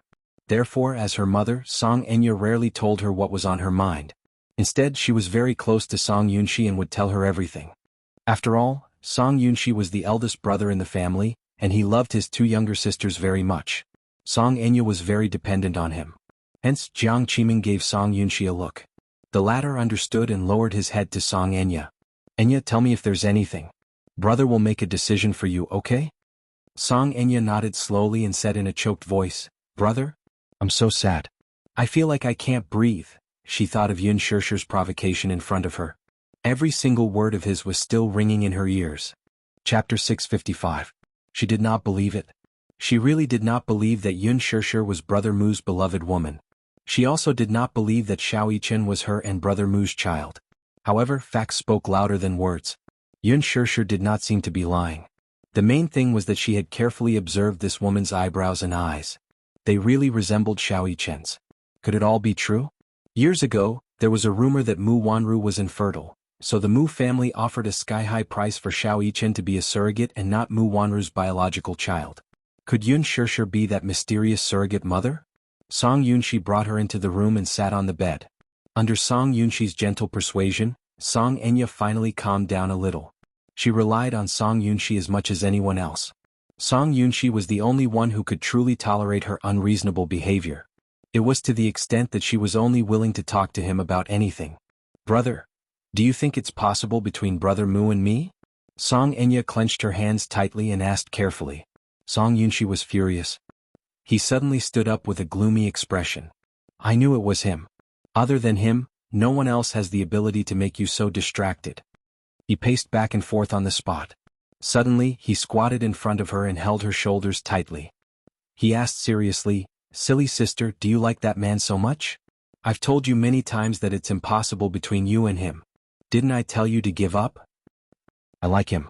I've liked him for more than 10 years. You're asking me to give up just like that? I can't take it lying down, brother. She pouted. But you're related to him by blood. No one knows better than you whether it's possible between you and him. Song Yunshi slammed the table in anger. His sister had liked to stick to Mu Yaja since she was young. When they were young, she would follow him and call Mu Yaja uncle. But without the adolescent years of a young girl's heart, she felt that this uncle was constantly reminding her of their blood relationship. She deceived herself and changed the way she addressed Mu Yaja. It was as if this would shorten the distance between them. He didn't know what this girl was thinking. She was always talking about Brother Mu, Brother Mu. It was as if she had lost her mind. He was possessed by her. Irritated, Song Yunshi rubbed the hair on his forehead and glared at her in exasperation. The Missy was taken aback by his anger, but she persisted. So what if we're related by blood? I like Brother Mu and want to marry him. Nonsense. You're just messing around. Song Yunshi stood up angrily. Song Enya, you and I should call him uncle. You're his niece.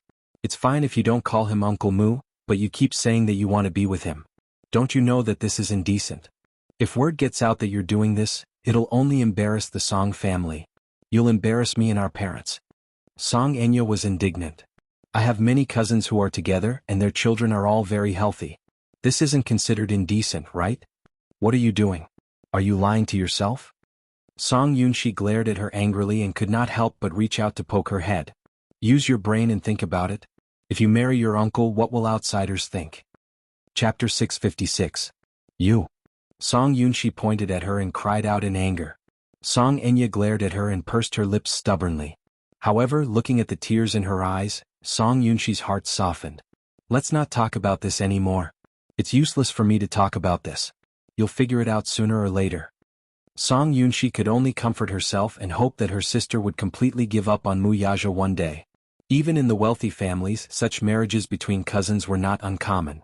However, the Song family had been a famous scholarly family in the capital for generations, especially during old Master Song's generation. They were one of the 10 founding generals of the country and had outstanding achievements. Their status in the capital was important and illustrious. Even the Mu family had to give the Song family some face. Therefore the Song family was strict.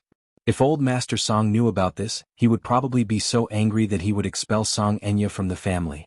Song Yunshi naturally could not let her sister go astray and sit back and do nothing. I can't figure it out.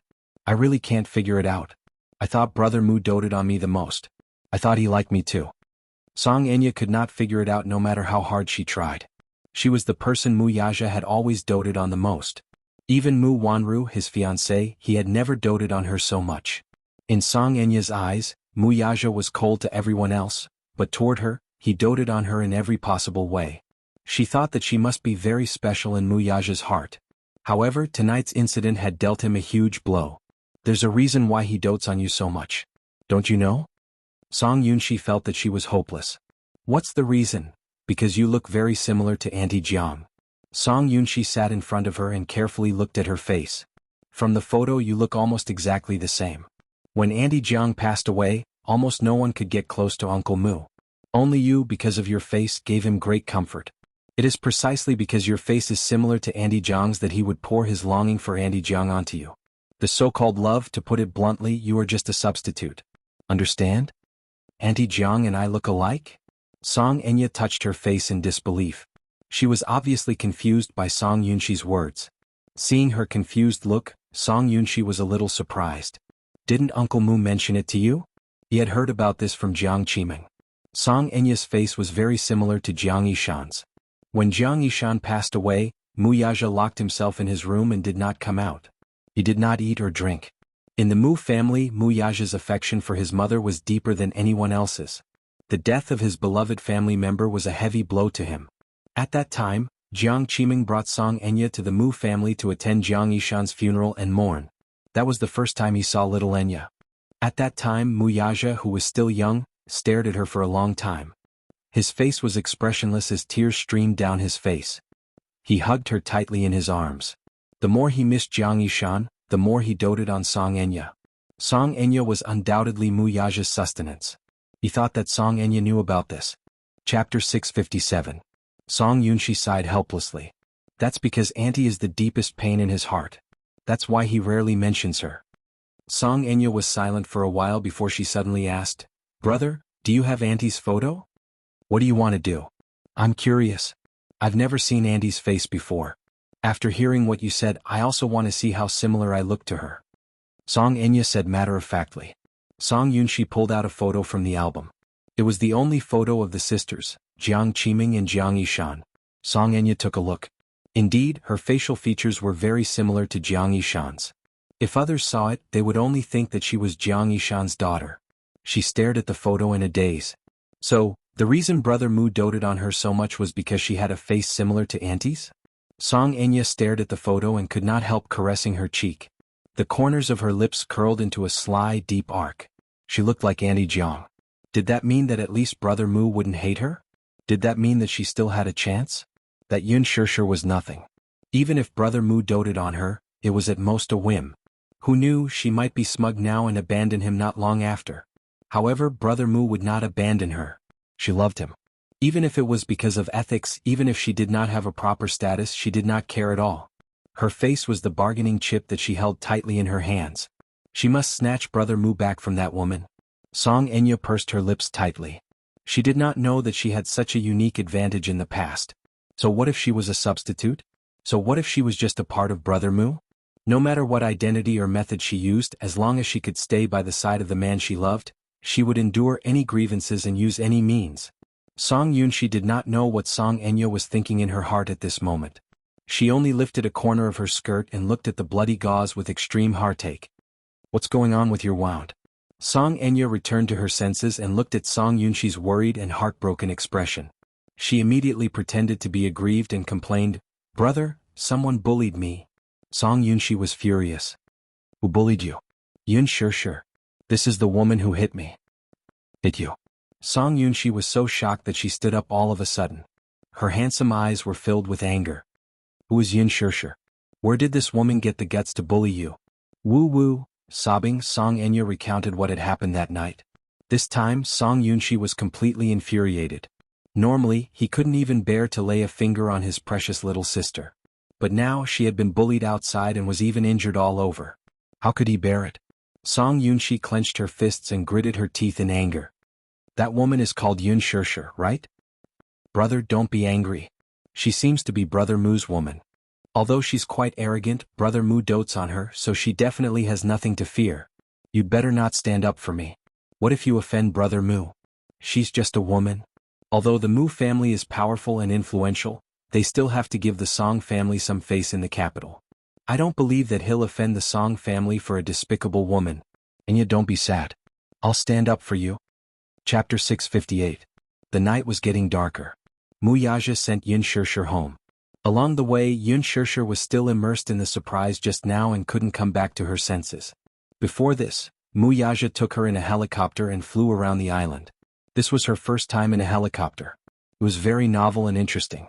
Looking down at the night scene of the island from high up in the sky, the entire island was decorated with starlight. The colorful lights reflected on the surface of the lake, dyeing the surface of the lake into a beautiful color. At a glance, it was so beautiful that it was suffocating.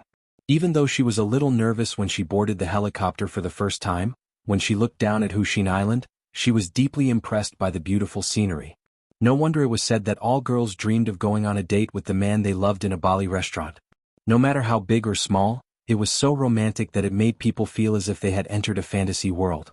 The night wind blew, and Hushin Island seemed to be surrounded by a sea of stars. However, the surprise was far more than she had imagined. When she walked down from the helicopter, under the cluster of fireworks, more than 10,000 roses almost covered the ground. She couldn't help but have the illusion that she was in a sea of flowers. In the past, when she was still in school, she often saw couples sending roses to each other. 1, 2, and even some boys sent a car full of roses to make the girls happy. At that time, she thought that sending roses was really tacky. Was there no other way to express romance? However, when she looked at the roses in front of her, which were like a carpet of flowers, against the gorgeous fireworks, reflecting the dreamy colors, she was so surprised that she was suffocating. It turned out that a sea of roses was so beautiful. It was so beautiful that she couldn't come back to her senses for a long time.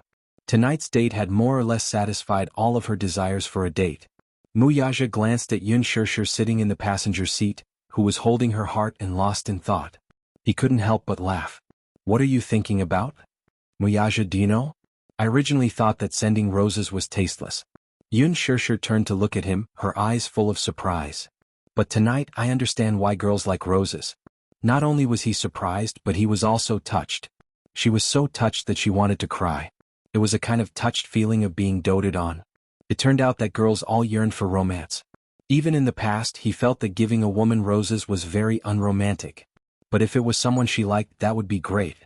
He had wanted her to stay by his side for one more night, but Yun Shishir insisted on going home to accompany Yu. Previously, she had told Yu that she had to film a few scenes overnight and would not be able to return home for a few nights. Yu's disappointed expression made her heart ache. Therefore, she wanted to hurry home and accompany him. The car stopped at the entrance of the villa. Yun Shishir gets out of the car and sees that the light in the study is still on. His heart skipped a beat. She subconsciously raised her hand to look at her watch. It was already past 1 in the morning.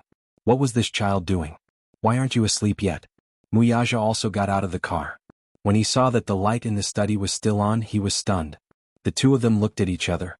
In the study, Yun Tianyu sat in front of the computer with a frown and a serious expression. His fingers flew across the keyboard from time to time as he typed a series of instructions in the program window. On the screen, in the black interface, lines of code instructions were constantly being refreshed.